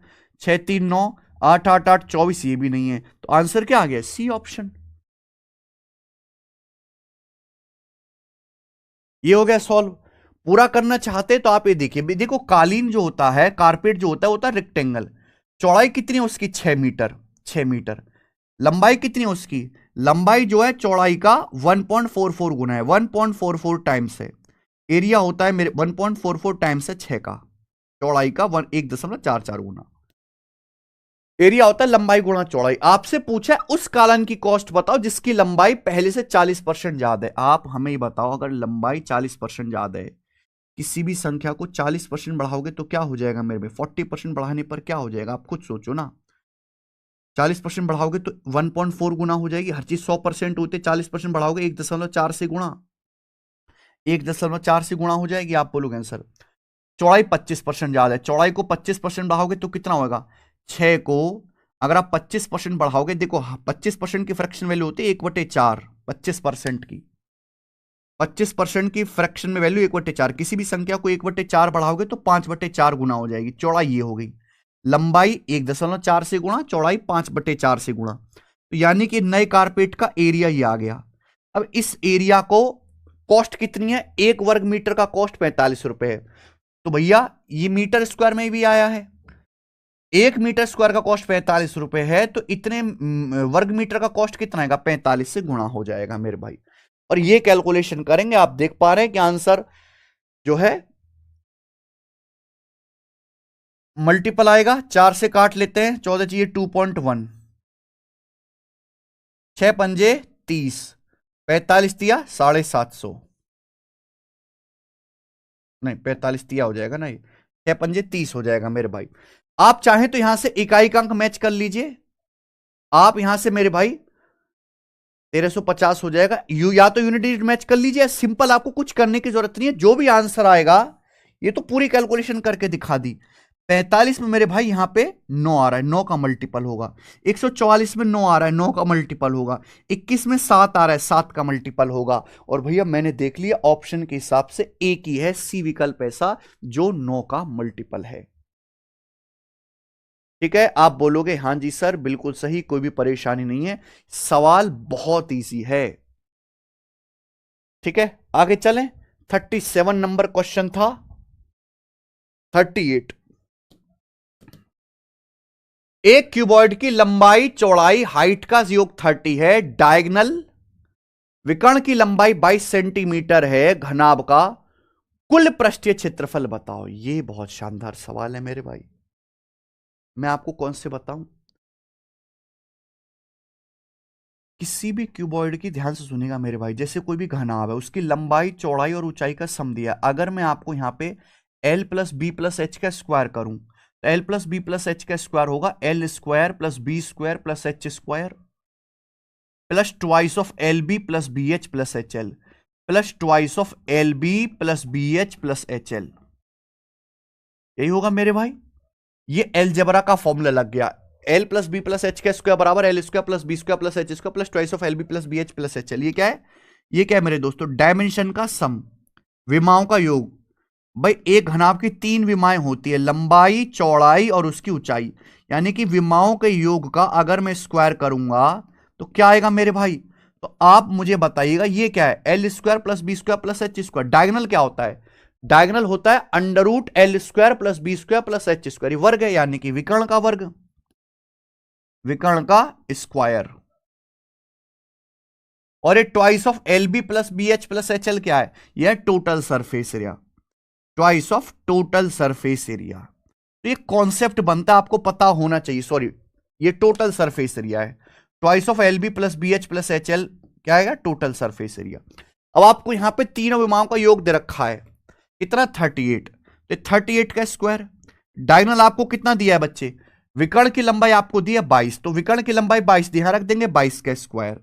ये डायरेक्ट मेरे भाई आपका क्या आ जाएगा? 38 स्क्वायर, ये इधर आ गया माइनस 22 स्क्वायर।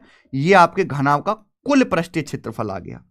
अब ए स्क्वायर माइनस बी स्क्वायर का formula A plus B A minus B, 38 plus 22 60 into A minus B, 38 minus 22 16, यानी कि 960, 960 आ गया मेरे भाई, 960 सेंटीमीटर स्क्वायर। सी ऑप्शन, ठीक है ना? आसान सी बात थी, आगे चलेंगे। बहुत बढ़िया, मजा आ रहा भाई सवाल करने में। सवाल नंबर 39, अच्छे अच्छे सवाल हैं, बढ़िया बढ़िया क्वेश्चन हैं। करो। एक दीवार जो जितनी चौड़ी है उससे 5 गुना ऊंची है और जितनी ऊंची है उससे 8 गुना लंबी है। बाबर बाब। दीवार का आयतन 12.8 घन मीटर है। दीवार की चौड़ाई बताओ। चौड़ाई, बहुत बढ़िया। कौन करेगा मेरे भाई? ये दीवार की चौड़ाई है बी। सवाल बोला एक दीवार जितनी चौड़ी उससे 5 गुना ऊंची, यानी कि हाइट कितनी हो जाएगी फिर? 5 बी। चौड़ाई अगर बी है तो हाइट है चौड़ाई का 5 गुना, 5 बी। और जितनी ऊंची है उससे 8 गुना लंबी है।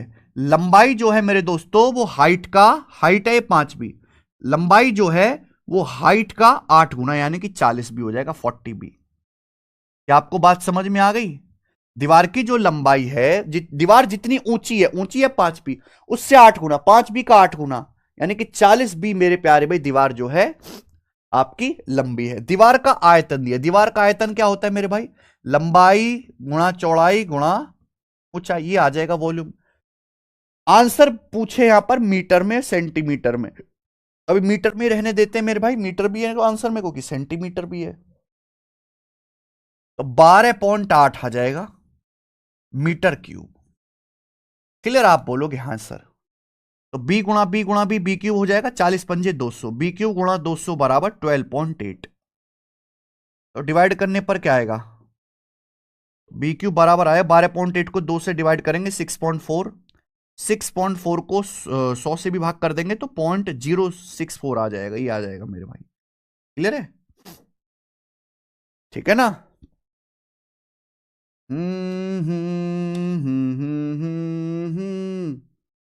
ठीक है। क्यूब रूट लेंगे तो बी का मान आ जाएगा जी 0.4, 0.064 का क्यूब रूट 0.4 आ जाएगा। लेकिन ये 0.4 आया मीटर में, मीटर में, क्योंकि मैंने यहां पे मीटर में ही लिखा है वॉल्यूम। 0.4 मीटर तो ये दोनों ऑप्शन है नहीं, यानी कि सेंटीमीटर में बदलना पड़ेगा। आपको पता अगर मीटर को सेंटीमीटर में बदलना है तो 1 मीटर में 100 सेंटीमीटर होते हैं, तो 100 से गुणा करेंगे तो आएगा 40 सेंटीमीटर। तो 40 सेंटीमीटर यहां पे दीवार की चौड़ाई हो जाएगी, बी ऑप्शन। ठीक है, अच्छा सवाल है भाई। आगे सवाल नंबर है 40। एक बंद घनाकार बक्से की लंबाई, चौड़ाई और ऊंचाई 2.5 मीटर, 2 मीटर और 90 सेंटीमीटर है। इस बॉक्स को पूरी तरह से ढकने के लिए आवश्यक कैनवॉश की लागत क्या होगी? यदि कैनवॉश का लागत मूल्य 70 रुपए पर वर्ग मीटर है। 70 रुपए पर वर्ग मीटर, यानी कि देखो भाई हमारे पास एक बॉक्स है, ठीक है ना? जैसे हम फ्लिपकार्ट से कुछ सामान ऑर्डर करते हैं तो आप देखते हैं उसके ऊपर एक पॉलीथीन की पैकिंग होती है। तो ये जो बॉक्सेस की लंबाई, चौड़ाई और मेरे भाई आपको ऊंचाई दी हुई है। अब हमें जब इसकी पैकिंग करनी है, पूरी तरीके से ढकना है, तो कैनवास यानी कि एक तरह का स्पेशल कपड़ा चाहिए कितना जो है कपड़े की लागत क्या होगी अगर 1 स्क्वायर मीटर का कॉस्ट 70 रुपए। तो पहले आपको यह पता करना होगा कि ये जो बॉक्स है इसका टोटल सरफेस एरिया कितना है जिसे हमें कवर करना है, जिसे हमें ढकना है। फिर उसको 70 से गुणा करेंगे। जब 70 से गुणा करेंगे तो जो भी आएगा आंसर 7 का मल्टीपल आएगा। 7 का मल्टीपल 1400 107 ये नहीं है। 7 का मल्टीपल मेरे प्यारे भाई कितना आ जाएगा ये आपका, ये 7 का मल्टीपल है भैया 700 और 567, 1400 चला जाएगा 48 नहीं जाएगा। भाई ये 1400 से 52 कम है, ये भी नहीं है। ये अकेला ऑप्शन आंसर आ गया बी, 7 का मल्टीपल, क्योंकि आप एरिया निकालने के बाद 70 से गुणा करोगे। सॉल्व करना चाहते हैं तो ऐसा नहीं वो नहीं होगा, बिल्कुल होगा। टोटल सरफेस एरिया क्या आएगा घनाकार बॉक्स का 2.5 मीटर 2 मीटर, ये भी आपको सेंटीमीटर में दिया है तो मीटर में लिखो। 90 सेंटीमीटर को 100 से भाग देंगे 0.9 मीटर। आप मुझे बताओ घनाकार बॉक्स का टोटल सरफेस एरिया क्या होता है, twice of l b plus b h plus h l. L b मतलब 2.5 की 2 में गुणा 5 plus b h, b h मतलब 2 की 0.9 में गुणा 1.8 plus h l. H l मतलब मेरे भाई 2.5 की 0.9 में गुणा 2.5 की 0.9 में गुणा 2.25, 25 निमा 225। ये बताओ 5 2 7 और 1 8। उसके बाद आ जाएगा मेरे भाई ये 1.05 9.05 9.05 का दुगना 18.1, तो आ गया 18.1 मीटर स्क्वायर। ये आपके क्यूबॉइड बॉक्स का टीएस आ गया। फॉर्मूला याद है, twice of l b plus b h plus h l. अब 1 वर्ग मीटर का खर्चा 70 रुपए कैनवास से कवर करने का, तो इतने मीटर का खर्चा कितना आएगा मेरे भाई 18.1 मीटर स्क्वायर का खर्चा कितना आएगा 70 रुपए से गुणा आएगा मेरे भाई। ये हो गया 0 से डेसिमल, ठीक है। 1260 और 7 1267 रुपीज।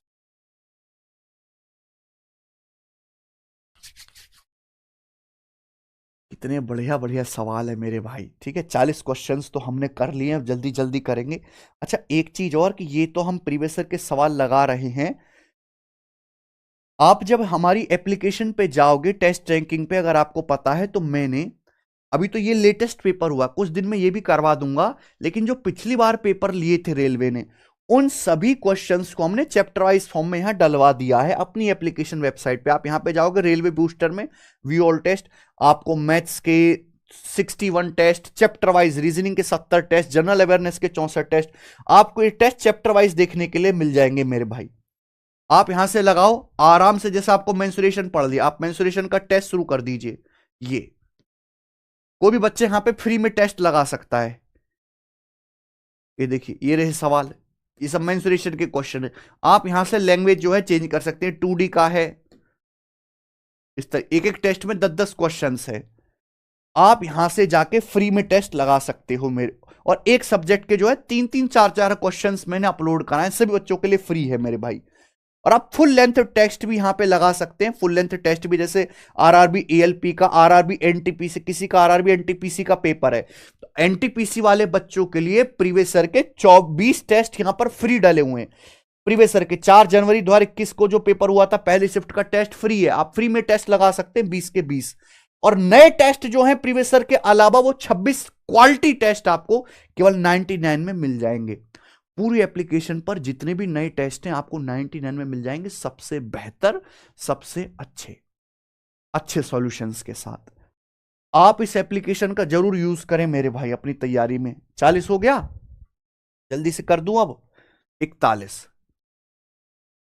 एक बेलन की रेडियस उसकी ऊंचाई से 5 सेंटीमीटर ज्यादा है यदि सिलेंडर का घुमावदार सतह क्षेत्र 792 वर्ग सेंटीमीटर, यानी कि बेलन का कर्व सरफेस एरिया 792 है, तो वॉल्यूम बताओ। देखो वॉल्यूम अगर इंटीजर आ रहा है तो कन्फर्म है पाई, वॉल्यूम होता है पाई आर स्क्वायर एच, पाई में आएगा 22/7, 22 में आएगा 11। हम वॉल्यूम निकालेंगे तो पाई आर स्क्वायर एच होगा, पाई में आपका 22/7 आएगा और 22 में छुपा होता है 11, तो जो भी आंसर आएगा 11 से कटने वाला होगा। ये नंबर 11 से कटता है नहीं, 5 5 10 4 2 6, 10 6 का डिफरेंस 4 ही, ये 11 से कटता है, 9 9 का डिफरेंस 0, हाँ जी, 5 और 1 6 7 2 9, ये भी नहीं कटता 11 से। अकेला सी ऑप्शन 11 से कटता, ये आंसर है अकेला। हमने बिना कुछ करे आंसर निकाल लिया। सॉल्व करना चाहते हैं तो भाई वो भी होगा। एक बेलन की जो त्रिज्या है रेडियस, वो बेलन की ऊंचाई से हाइट से 5 सेंटीमीटर ज्यादा है। ये हो गया भैया, क्लियर।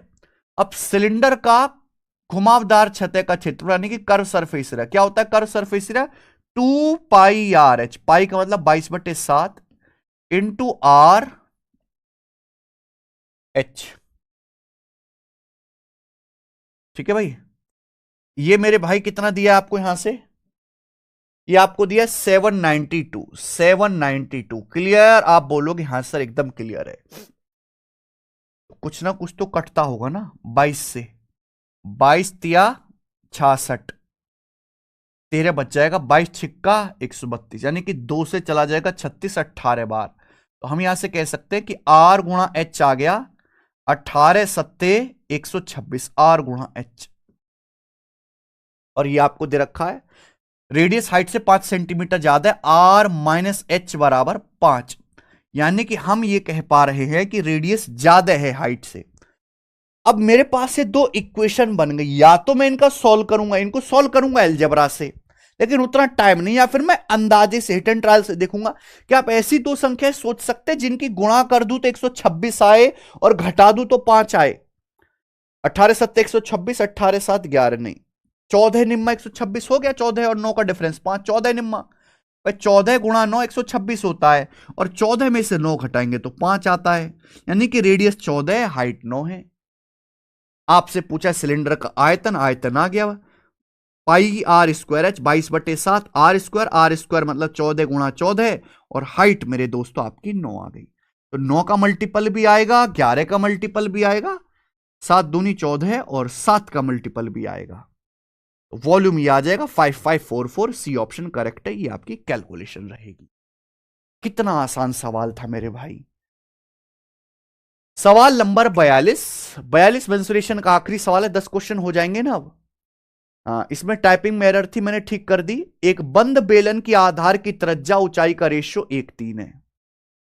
एक बेलन की बेस की रेडियस और हाइट का जो रेशियो 1:3 है। पाई बराबर 22/7 का उपयोग करते हुए इसका टोटल सरफेस एरिया बताओ अगर कर्व सरफेस एरिया 924 है। बहुत अच्छा सवाल, वाकई में बहुत अच्छा सवाल है मेरे भाई। जरा इस सवाल को आप मुझे करके दिखाइए। आपको एक बेलन का कर्व सरफेस एरिया दिया है, आपसे टोटल सरफेस एरिया पूछा है, रेडियस हाइट का रेशियो दिया है। 50% बच्चे यहां क्या करेंगे, रेडियस हाइट की वैल्यू निकालने लगेंगे, फॉर्मूला लगा के, जरूरत ही नहीं है। अगर आप किसी भी बेलन के कर्व सरफेस एरिया, किसी भी सिलेंडर के कर्व सरफेस एरिया और टोटल सरफेस एरिया का रेशियो निकालें तो मेरे भाई वो रेशियो डायरेक्ट आ जाता है। क्या? कर्व सरफेस एरिया से टोटल सरफेस एरिया का रेशियो।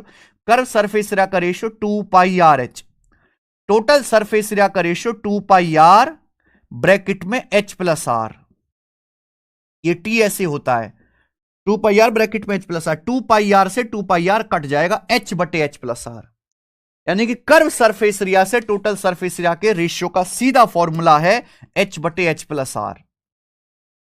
किसी भी सिलेंडर के सीएसए और टीएसए का रेशियो h/h+r है।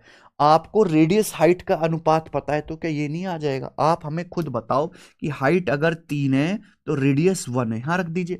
हाइट अगर 3 रखेंगे, h की जगह 3, तो रेडियस 1 है, तो हाइट प्लस रेडियस आएगा 3 1 4, यानी कि ये सिलेंडर के सीएसए और टीएसए का रेशियो। जब रेशियो पता तो आप खुदा, क्योंकि मेरे भाई सिलेंडर का कर्व सरफेस एरिया आपको दिया ऑलरेडी 924, सीएसए आपको दिया 924 सेंटीमीटर स्क्वायर। कितने गुना भाई?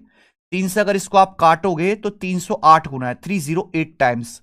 तो टोटल सरफेस एरिया भी 4 गुना आएगा, 4 का 308 गुना 1232, 1238, 1232 हो जाएगा भाई। 1232 सॉरी सेंटीमीटर नहीं, मीटर में है,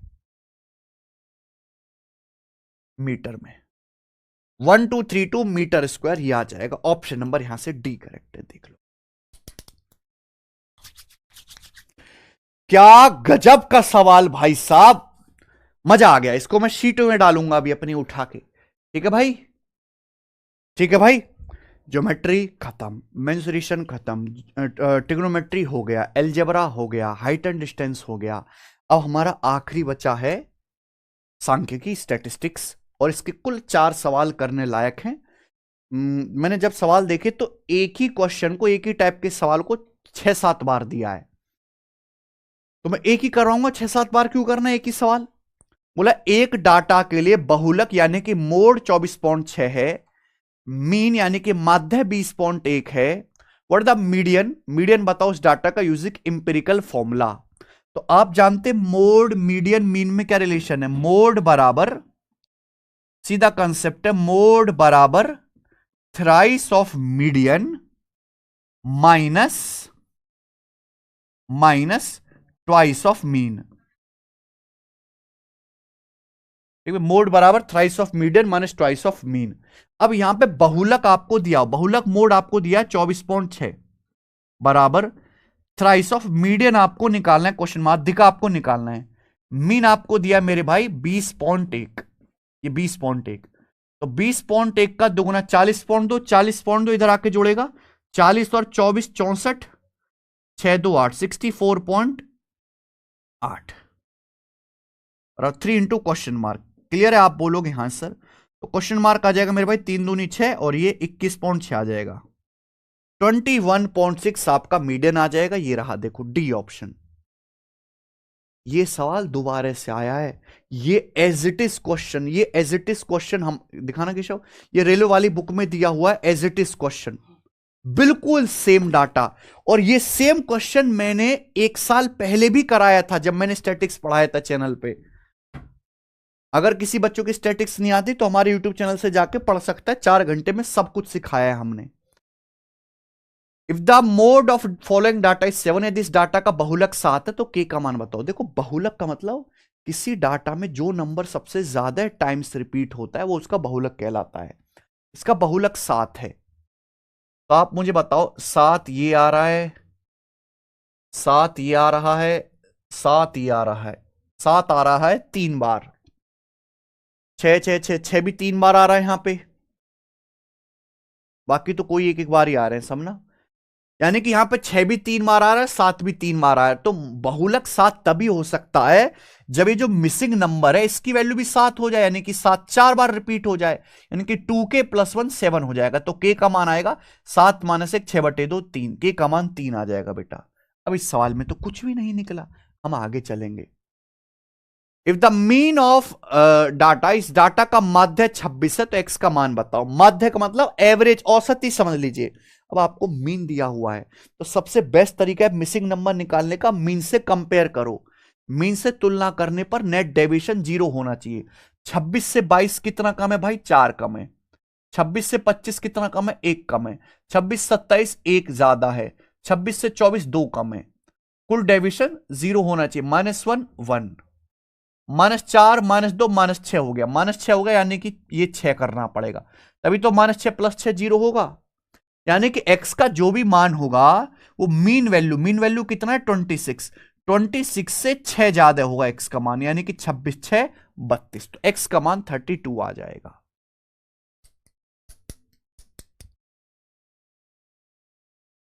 अब मेरे भाई 46 इस चैप्टर का हम आखिरी सवाल करेंगे। सवाल नंबर है 46। द मीडियन ऑफ ऑब्जर्वेशन, इस डाटा की माध्यिका क्या है? बड़ा हैवी डाटा दिया है मेरे दोस्त आपको, अब सुनना जरा। मीडियन का मतलब अगर हम किसी डाटा को बढ़ते हुए क्रम में लिख लें तो जो नंबर बिल्कुल मिडिल में आएगा, जो बीचों बीच में आएगा, वो कहलाता है मीडियन। आप ये काउंट करो कितनी संख्याएं, 1 2 3 4 5 6 7 8 9 10 11 12 13 14 15, 15 संख्याएं। अगर 15 संख्याएं लिख दूं मैं लगातार 15, तो बीचों बीच में जो आएगा वो 8वां नंबर होगा, 8th नंबर बीचों बीच में। यानी कि मुझे 8वां नंबर काउंट करना है। 8वां नंबर अगर काउंट करना है तो देखिए सबसे छोटा नंबर कौन सा है यहां पे? आपका 20 है, और 20 ही कई बार आ रहा है। देखो 20 कितनी बार आ गया? 1 बार, 2 बार, 3 बार, 4 बार, 5 बार, 6 बार। तो 20 तो 6 बार आ गया। 7वां 20 के बाद क्या आएगा? 20 के बाद अगला नंबर आएगा मेरे भाई यहां पर 23, ये 7वां नंबर आएगा। यानी कि 8वां नंबर यहां पे 25 आएगा। 8th नंबर आपका 25 आएगा मेरे भाई, यानी कि 25 ही आपका मीडियन है। ये तो बहुत आसान निकला, 25। ऐसे करना, ना कि आप पेन पेपर पे हर एक चीज को लिख रहे हैं। वो जमाना बीत गया मेरे भाई। आप खुद से समझदार हैं कि अगर 15 संख्या लिखी हुई है तो बीचों बीच में 8वां नंबर आएगा।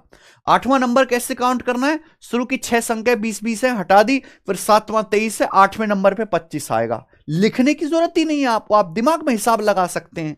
और इन वीडियो का एक ही पर्पस है कि आप दिमाग में मेंटल कैलकुलेशन करना सीखें कि रेलवे के सवाल इतने मुश्किल नहीं है कि उसमें आप 1.5-2 मिनट दें, मुश्किल से 25-30-40 सेकंड मैक्सिमम है। और आज की क्लास में जो ज्यादातर सवाल करे आपने देखे, जो ऐसे थे जो 5-10 सेकंड में हो रहे थे। हम मेंसुरेशन चैप्टर से जरूर अच्छे सवाल पूछे गए हैं, बाकी सब नॉर्मल है, पर कम करना तो पड़ेगा। इससे हमें पता लगता है कि एग्जामिनर आजकल सोच क्या रहा है मेरे भाई। तो मैं बिल्कुल आपको एग्जामिनर से रूबरू करवा दिया हूं इस वीडियो में।